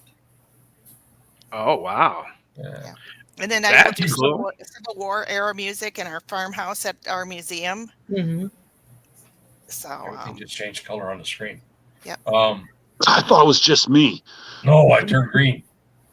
I'm gotta green. cut with out you. that devil's lettuce, Tim. Oh my God. Devil's got no lettuce here. No, yeah, I wouldn't. Hey, It's legal here. It's all legal in Michigan, so you're enjoying a snot out of it being legal here in Michigan. I did not know it was legal in Michigan. Oh yeah. Yes, sir. Is that the dispensary Recreational. here today? 21 plus. Wow. But is What? it? If I'm in the room right now, to be honest with you. It's I mean, legal so state level, not federal level. there you go. That's what I was about to say. Yeah, if the feds wanted to come in, they could make a stop. Dang, too much revenue now. those little Fed boogers, you got to watch them, man, because they be tweaking the laws. They're fussy. You But know, it's they are generated so great. much- It's generated And that's- so much revenue here in Michigan. That's one thing we Mm. have to look for too, is if somebody is intoxicated Drug or use, yeah. incapacitated because of a substance. If we don't feel safe going into a house, like there's some that there's been guns Firearms. sitting on the table or drugs sitting out on the table. We'll say, sorry, can't do it. Bye. Can't do. Now, do you guys focus? What is your main focus when you're investigation? When I mean main focus, the types of locations you guys like to go to. I prefer residents. Mhm. And they're fewer and far between since COVID. People don't want people in their houses so much anymore. So our investigations into residentials have dropped off since COVID. If a child is afraid to be in their home, that's a priority for us because we don't want Absolutely. no child to be scared. Right. I And then personally, sometimes we'll let them sit with us and do the investigation too, so they understand what's being said or who's there or how we came to those conclusions. We might hand them a K2 meter just to say, hey, try this out and see what happens, And if they feel part of it, then they feel like they've actually, ended that fear. Okay. Okay. Now, you guys, we talked about cemeteries. Jennifer, how you feel about cemeteries? I think that there are spirits that are at the cemetery. We've gone to the cemetery before my grandparents were buried. My cousin had her spirit box going, and I recently, within the last couple of years, had my nose pierced, and it came across as nose pierced ew, and that totally sounds like something my grandmother would say. Something I would say. Completely. Well, But I Jennifer mean- and Ryan and I went to the cemetery where my third great grandfather was buried, and we had a spirit box going, and Jennifer videotaped it, and I had moonshine from a Irish traveler I poured on his grave, and you could hear, ooh, yeah, and then he actually communicated, and at the very end he's like, I love you. Oh, wow. Interesting. Okay, That's guys. that's my TikTok too. Hey, can you guys give me a top 3 of what not to do as a paranormal investigator? There are Do not provoke. Yeah. No. Nope. That's not the top 3. It's in there, but it's not the top 3. So I am gonna pick on somebody to see who would know this. Ryan? no, Brenda would know. Nope. Ryan, would you know this? Well, you said don't provoke, so I would That's say- like number 4, number 5. Yeah. That's But like there are no. But there are 3 main ones that paranormal investigators do not do. It's a big no because it can really cause situations in locations, especially Legal and especially residents. Well, no trespassing is a big one. Now that's like number 15. Don't be high. Never investigate stoned. No, that's like number 45 because a lot of people do that. on the spot. I'm gonna pass. I really don't know. All right, I mean, I'll Jennifer, go- what's the top 3? Don't be disrespectful. Nope, that's like number 6. Okay. Jeff, what's number 1? I like I said, I'm not sure what scale you're using, but for me, number 1 is don't provoke. Nope, that's like number 6. Oh, I know. Number 7. That's my Yeah. number 1. Brenda, what do you think it is?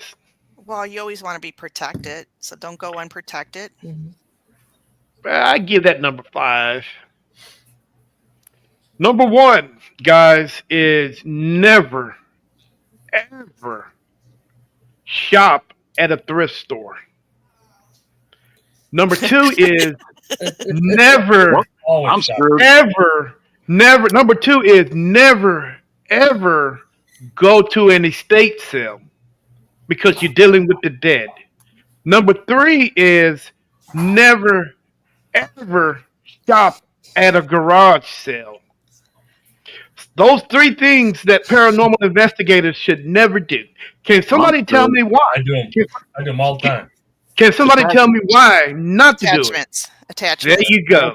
Attachments will cause more problems than anything ever. Well, Tim loves dolls from those places.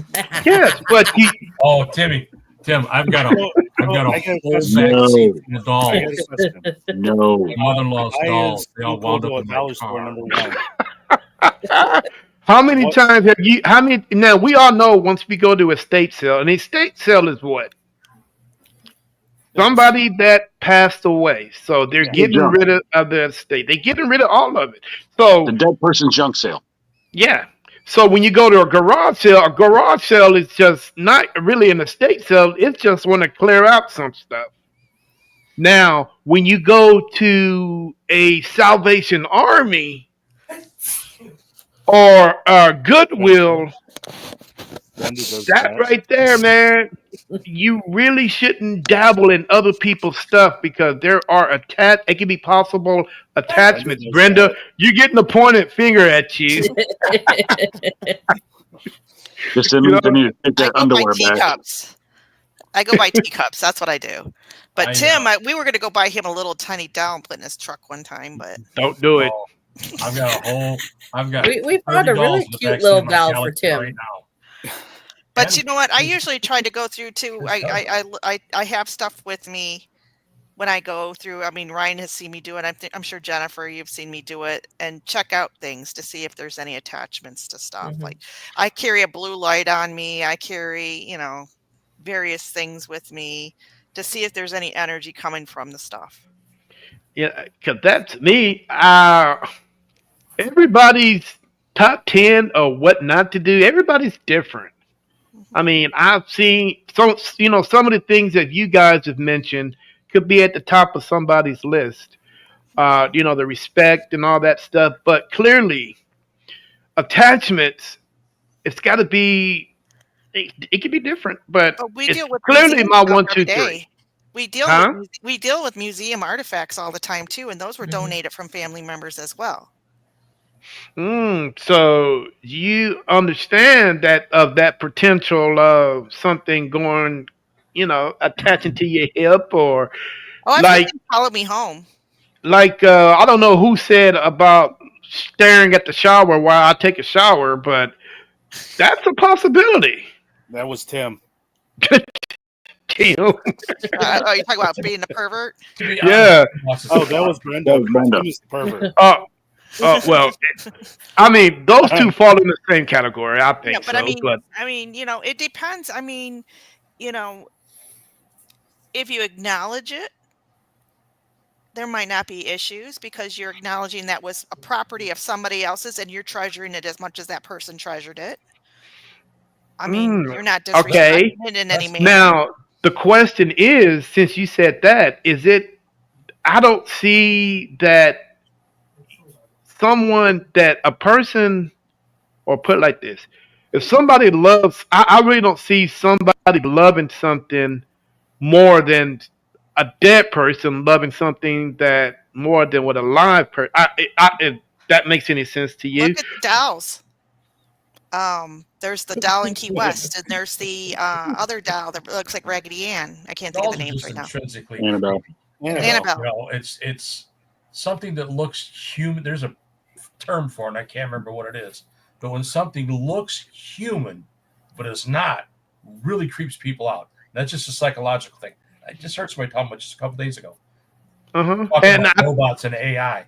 I think that's why people don't like Clowns. clowns. Hey,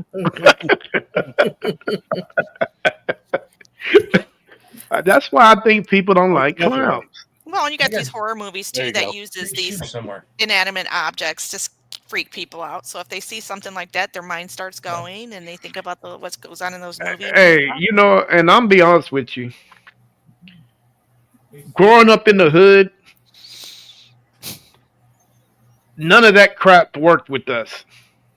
If you even think you're gonna dress up as a clown and walk down my street, Ain't gonna happen.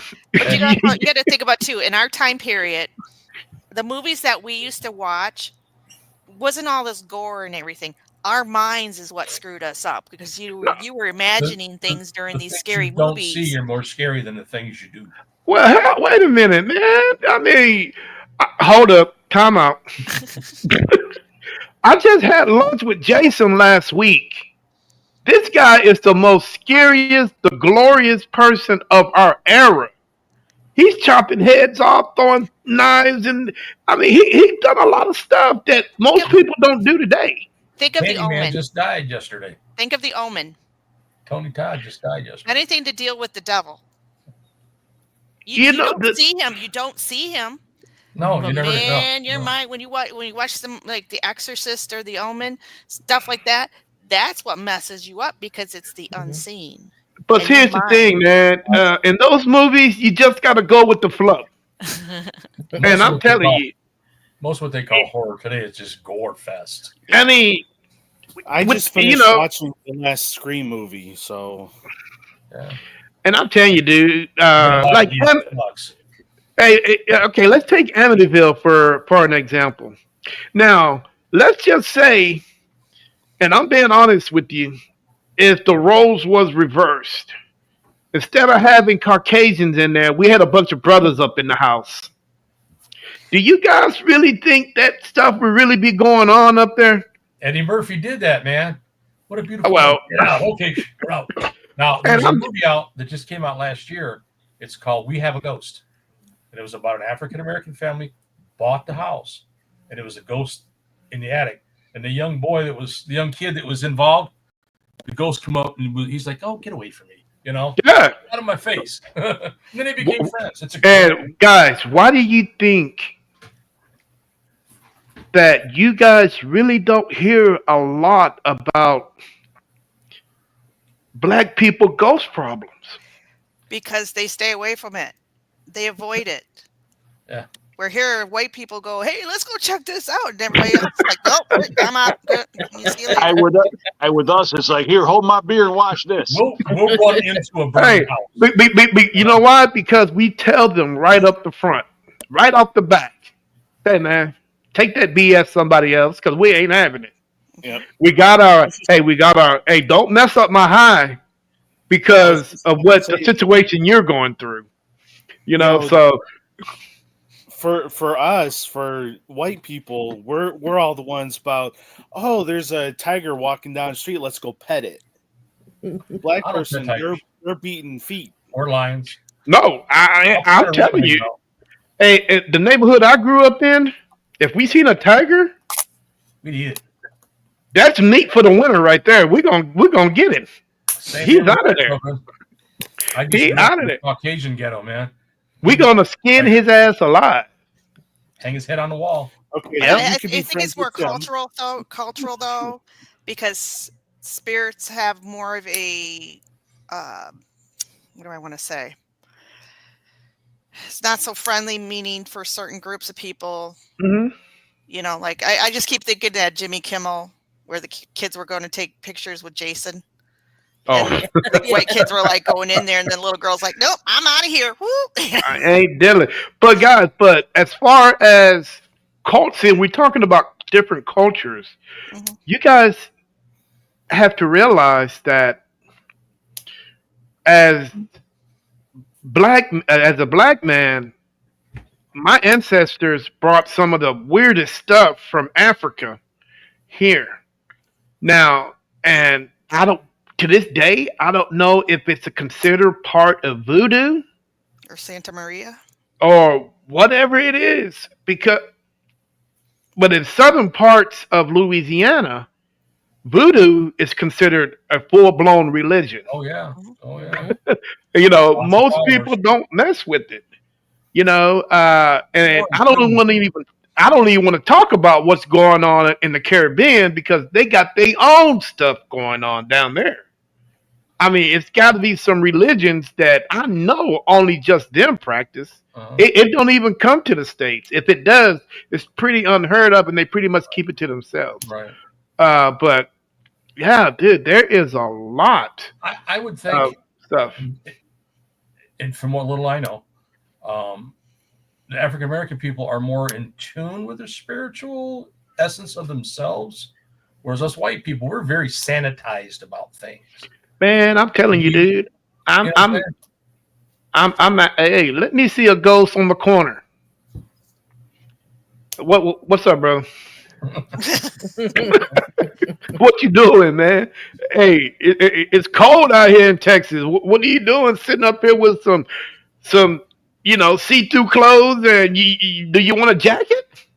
I'm here to help you out, whatever it takes. But for the most part, guys, my grandmother always told me, if you see something you can't visually or physically understand it, if you can see it and you don't understand it, just run away. You live to fight another day, whatever it is. And I've always had that motto. I mean, I've always had that train of thought in my head, but it got to a point where I came to my senses, and I'm like, well, man, dude, what happens if I don't run away? And I sit here and I want to, open up a dialogue and figure things out, because at some point you can't run away from everything. You know what I'm saying? So that's what made me, the paranormal investigator I am today. And who's clipping fingernails? I mean, I hear a clip. Not me. Not me. Y'all don't hear that? I hear like a clip. I got a clip in my headphones, but I think it's my headphones just clicking. I heard it. Well, I thought somebody was clipping some toenails or something. You better hit. I work at Greenfield Village. I work on the trains. So I put people on the trains and take the people off the trains. And I had a lady that she was clipping her toenails sitting on the train. Oh. She had her foot up over, had her foot up on the back of the rest of the seat in front of her. Her toenails. Dude, better get off the train. Man, dude, what happens if a toenail falls, a clip off and hits somebody in the eye? It's over with. I told you you, go blind. Showing everybody. Like, man, you got to get off this train. I cannot have you doing. All I'm doing is I don't care what you're doing. Hey, my toenail is going through my pantyhose, so I got to get this. Go over there in the woods and do that, and then come back, and I'll put you back on the train. All right, guys. You know what, man? What she's doing. All right, we've been going on an hour and 52 minutes, dude. This has been hilarious. Two more questions, and I'm gonna get you guys out of here. Boogers. The first, no boogers, man. We're not gonna talk about that. Oh God! You guys want to see me puke on here, don't you? Hey, let's talk about urban legends in Detroit, Michigan. Are there any? Oh, The absolutely. Nain Rouge. Rougarou. The Rougarou? I thought that was in Louisiana. Did he make his way up north? We have a big French Detroit Canadian is a population. French settlement too. Yeah, we have this. Detroit was French back in the day. Interesting. Okay. There was also Dogman. the Denton Road Bridge. Denton Road. Yeah. Dogman. Oh yeah. Witch. Bigfoot. Even know? Bigfoot. Mm-hmm. He's usually up in Hey. Escanaba. That is real. I heard it a few years ago out in the woods deer hunting. I Bigfoot, swear on my daddy's grave. That was That's my real. uncle. you had bowel trouble out in the woods, man. That's where you hear. My uncle running through the woods. Oh, shit. Man, so you telling me there's a Bigfoot in Michigan? Yes. Yep. They're everywhere. He's usually up in Escanaba, from what I understand. In But the You got moonlight. Bigfoot. You got Dogman. There's usually up, the song says is up in Wexford County. Yeah, there's all kinds of urban legends, lore. we have the folklore. Red Dwarf. You got to figure Detroit's been around for 300 years. You got Eminem? I mean, Hey, Not far from me, actually. He's the same age as me. what, 23? I wish. But the Red Dwarf was people have to pay homage to him every year because other than that he curses Detroit. So, the Nain Rouge, I mean, Is it Red are Dwarf? you guys... The Cadillac, he's the one that kicked him, and after that, that's why they do it in March every year. You got Dr. Detroit. Man, you guys got a lot of urban legends around there, man. Motown. Man, Dr. Detroit. Well, that was probably one of the funniest movies Dan Aykroyd ever made. I was rolling at the Dr. Detroit. We had Oh, was it RoboCop statues there, isn't it, or is it coming They or built something? the statue. Yeah. okay. So you guys got a okay. Now, which one is of all the urban legends? Which one are you guys most wanting to see if it's really real? Ryan. Well, urban legends. We have investigated the woman in white, and we've done the Denton Road Bridge. I would really like to look at the Nain Rouge, maybe. Investigate that a little bit. That's the Red Dwarf. Yeah. There's a lot. But yeah, Nain Rouge would be one. Interesting. Okay. Wow. So there's no Jersey Devil or Goatman's Bridge up there or chicken. There's the one Anything? that's in New York. What's that thing in New York? The The Puckwudgie. Puckwudgie. We have something like that, don't we? Here, What is it? I don't the know. Puckwudgie. I don't know. It just In sounds New like York, somebody we've pulled It's like a Yeah. little gremlin thing. We've Native gone to American New York gremlin. and investigated a couple times, and in New York they have what's called a Puckwudgie. Mhm. It's like a little leprechaun troll looking thing. I mean, that in high school, we had the attack atomic you wedgie. or- yeah. You've had atomic wedgies before, haven't you? That's why I don't wear underwear now. Don't stop. Do you see what I go through? Yeah. It's nonstop, man. I can't turn it off. Oh my God. All right. Well, you know what, man? Last question. I'm gonna get you guys. That time he's going to interview us, huh? Take us to the curb right now. I can see it. Oh, gee. All right. I'm gonna start with Brenda since she is the CEO. Then you guys gonna go all the way around. Man, hard. This is a tough question, so I really want you guys to take time, think about it for a minute. But paranormal bucket list. Where would you like to go, and why would you like to go there? I would like to go to Dracula's castle Oh, My because stepfather's I a would like direct to descendant. see, do spirits actually transition over after so many years? Do they speak? Do they speak their original language when they communicate with you, or do they speak a language so you can understand? okay. That'd be something because I know when we talk, people dream in their first language. So I had a sign language teacher, and he dreamt in sign. Hell, was I the first drool. But it's how long does a spirit actually last? Do they last 100 years? Do they until they go to their next life? Do they go to 300 years? How For long the does it? Europeans, they last really long times. Mhm. That's something I would like to know. Interesting. I would like to know that too. If you want to talk religion, someone told me it's after a certain period of time that all spirits return to the Hall of Souls. Now, if that's true or not, I don't know. But the Hall of Souls is where apparently all the souls are formed into babies for them to be reborn again. A lot of That's- spirits we see, especially if they were Catholic, are fear of rejection because they don't want to have to face God for what they've done in the past, so they don't think that they're going to go on to heaven or to move on, My, and that's why they stay where they're at. my wife works in a Catholic nursing home, and they used to have a hallway for just priests. And when they were on the edge of dying, they were the most fearful people she said she's ever dealt with because they didn't want to know. They did not want to know yay or nay. if their life's work was real or not. So yeah, it's Well, you shouldn't be such a bad boy. religious questions. I've had friends that were Muslim, and I've asked them what their beliefs on the ghosts are, and they don't really believe in ghosts, but they really don't. She really didn't have a whole lot of information. She was never told about it.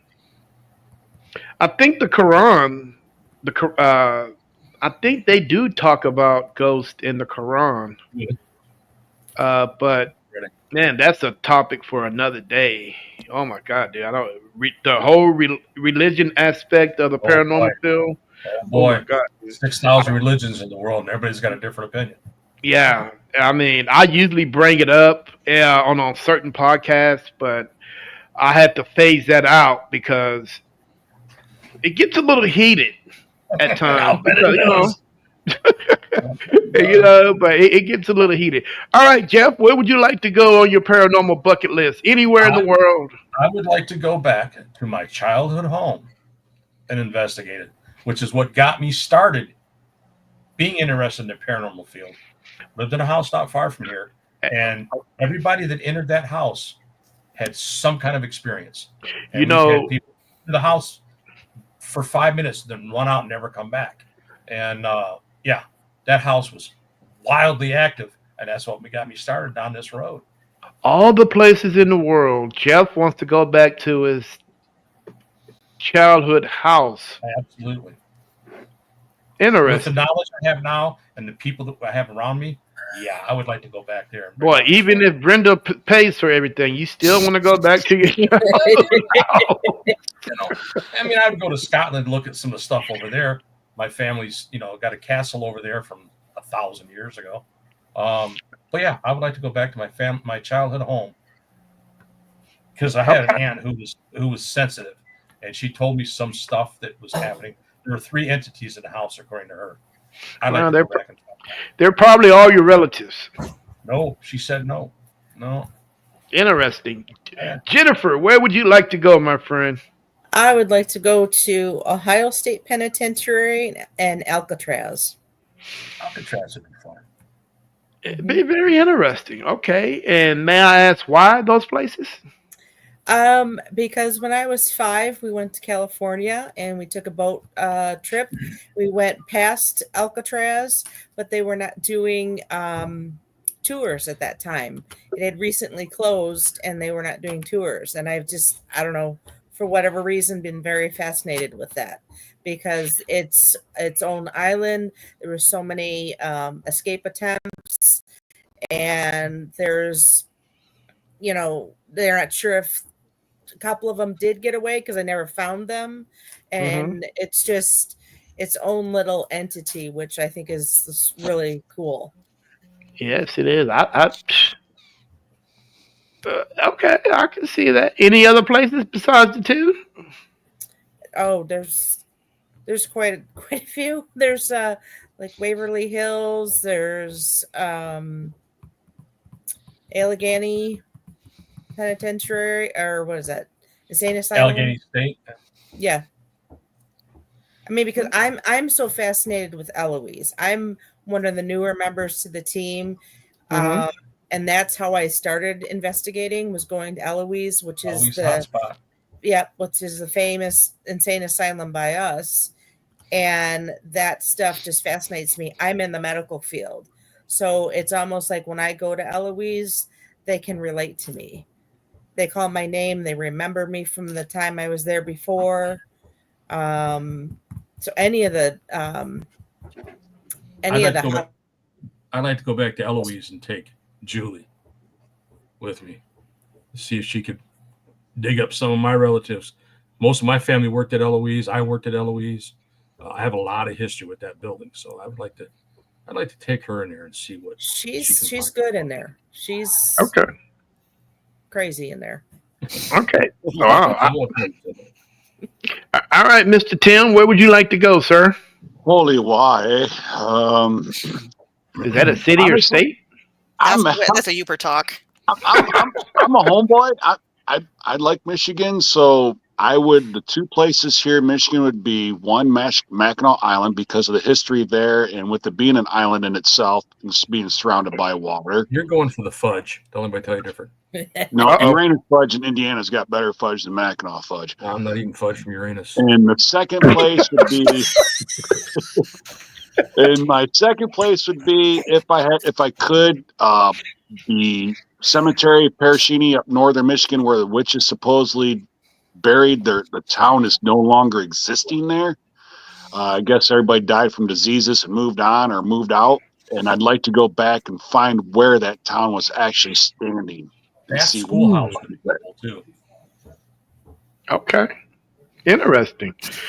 Keep it interesting, Tim. And this whole fudge thing, I don't know anything about. Uranus is All right. a fudge shop in Indiana, okay? Oh, Pack God. fudge there. Oh, okay, Ryan. Where would you like to go, sir? I've got actually 5 locations I would like to go to. Okay. In no particular order. Gettysburg is Yeah. one of my top 5. I have family connection to the area and the battle. During the battle, family was on the battlefield, and one of my family lines lived in Adams County during the battle, so I really want to go back to Gettysburg. And I didn't find out about the family connection to Gettysburg until after the last time I went. So I really want to go back and do some investigating on the battlefield and do some genealogy research. Winchester House out in San Jose, that would be a very, very interesting one to go to. If anybody knows the history of it, it's the widow of, I forget, I think she was Samuel Winchester. she was the wife of Samuel Winchester, and she felt that she couldn't stop building on this house because of all the spirits of the people that were killed by the gun that her husband helped manufacture were hounding her and haunting her, and she felt that she needed to keep working on this house forever until the day she died. So a lot of the lore with this house is that the spirits of the people that were killed by the gun are in this house, and Yeah, they have staircases to nowhere. yeah, Doors to nowhere. it's a very interesting house.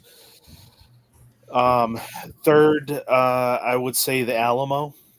I'm a big historian. So I really want to go to historical places, and the Alamo is very. It was a place of great. What's the word, Brenda? I'm thinking of heartache, hardship, And heroism too.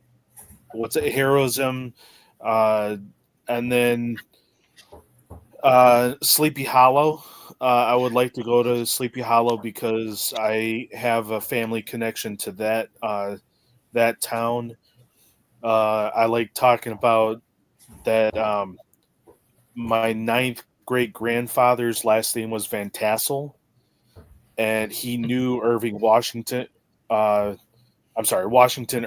when he wrote the story. So, and Washington Irving used the last name in the story. I was going to say that Van Tassel's in the story. Yeah. Yeah. So I love the connection to the author, and I kind of want to go there for what they do during Halloween. They have a huge Headless Horseman Halloween event. I really want to go to that. We do that at the village, the Headless Horseman. Yeah, but it's not authentic. Okay. You'll have to know that. It's not really a Headless Horseman. It's a dude in the suit. And the last place I really want to go is to Boston with the Revolution and Bunker Hill and going out to Concord and Lexington and Salem.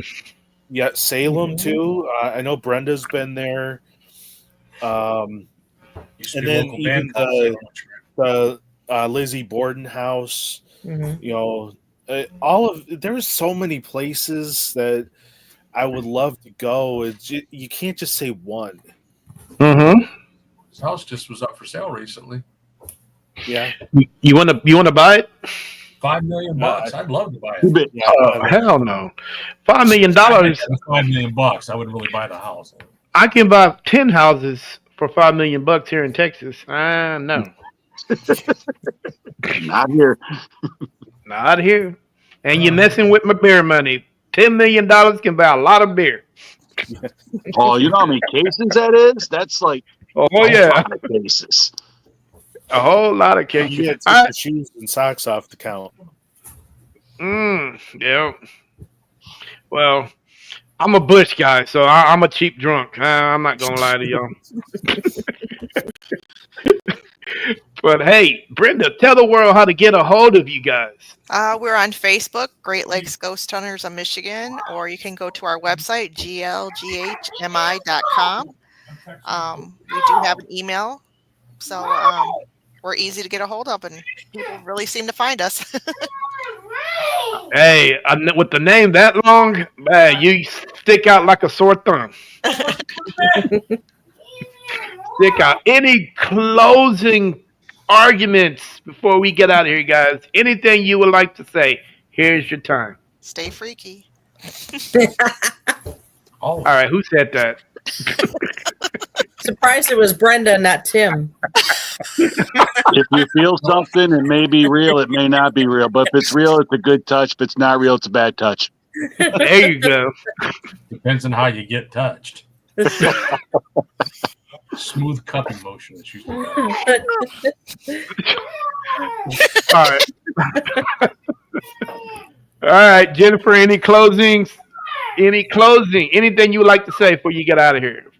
You know what? If you're interested in this, try it. Like I did. The first time I ever went ghost hunting was at Eloise, and that was in March of 2021. I ended up going to a couple other places, and then I met these guys at their adult walk, and I'm like, what do you mean you guys can get on a ghost team? I didn't even know you could get on a ghost team. How do you do that? Yeah. So okay, cool. just go with it, have fun, and use your instincts.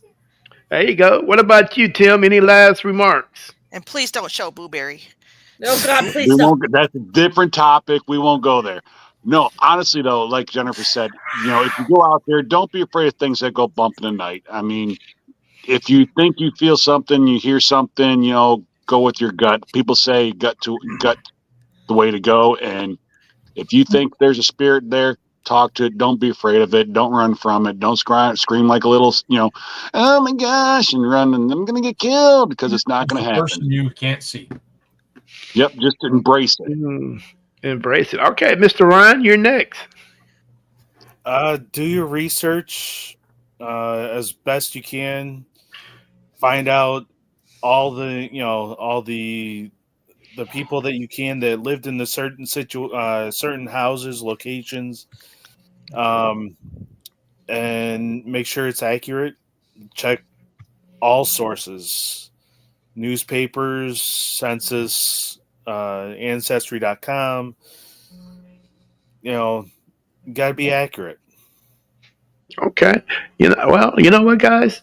I appreciate you guys. Oh, can I say something? Hey, guys, my comment for tonight is, don't be afraid of the dark. Be afraid of what's in the dark, because that is the one that can get you. That's why I run night vision and thermal. It's the living that scare me. So yeah. But hey, guys, I really appreciate you guys coming on the show, man. I had a very, very good time. Man, I will say let's do this again. Absolutely. But I don't know, man. If your CEO, you might want to cut some of you guys out. You've been trying. I've been haunting these guys for 40 We years. all, we're all one. Mhm. Oh shit. Yeah, but man, I really appreciate it, man. Like I say, I had an unbelievable time. I've learned some things from you guys, and I hopefully you guys learned some things from me. One thing about a podcast is give and take. It's never just give one way, but it has been extraordinary. So appreciate to each one of you guys for coming on the show. I Thank really you. appreciate Thank it. you. And thank you for inviting us. Yes, you. thank No you for having problem. us. Send my buddy No If a you're sign. ever in Michigan, come see us. Mhm. Absolutely. Hey, I'm an Oregon fan. Y'all don't want me up there. Hey, you got to come to Detroit, man. We'll show you a good time. That's all Hey, right. I love the Bad Boys. The Bad Boys is probably one of my favorite basketball teams in We'll that have, era. we'll have to bring the barbecue, though. Ours up here sucks. Oh damn! Yeah, it's Okay. been upstairs. I didn't think Detroit had barbecue up there, but yeah, I guess everywhere is our We're barbecue. working on it. The only problem is it tastes like motor oil. Ugh. Oh, jeez. Wow. Stop cooking on your engine then. I probably shouldn't start the fire with old Yeah, with lighter fluid. Whatever y'all guys use up there for lighter fluid. All right, guys. Hey, like I say, man, you guys enjoy the rest of your evening. Like I say, I really appreciate it. Ryan, Jeff, Tim, Jennifer, and of course the CEO. Appreciate you guys, We man. just call her the head goddess. Oh, The heck geez. got it. Well, We have her several. name. We have several goddesses. She's got to be the head one. Okay. Well, long as she don't lose it, she's good. Hopefully, she never. I mean, she might want to replace instead of the headless man, it might be the headless woman. I mean, Nobody wants to see that. it is what it is. But hey, guys, thank you. I appreciate it. You guys go enjoy the rest of your evening. Watch the Detroit Lions lose to the Houston Texans. And Hey, they were losing 7-0. Detroit was. I don't know about the score now. It's 23-7. who's winning? Well, Houston. last I heard, when I get my phone charger at the beginning of the game, it was not us. Oh, We gotta let that's him not catch up a good. little bit. Well, you know what? You got the whole second half to come back, man. I mean, Yeah. I got faith in you guys. We just like You know to tease what everybody. But hey, guys, enjoy the rest of your weekend. Normally I will contact you guys in about 2 months to see how you're doing. That was a yawn, Miss Brenda. So I know she's tired and ready to get out of here. She's gonna Hey, turn into guys. a pumpkin. Hey, yeah, this is Terry with NSPS TV podcast. Tonight, guys, you are in the Lion's Den with Great Lakes Ghost Hunters of Michigan. And hey, I'll talk to you guys soon. See you Thank guys you. later. Thanks Have for a good having us. night, guys. Thank Yes, you. ma'am. Have a good one, guys. You too. Bye. Take care.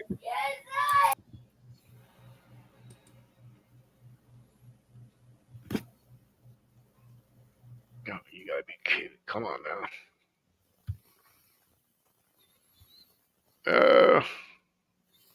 I don't know what's going on with my out intro. It's not working. I'll do it this way.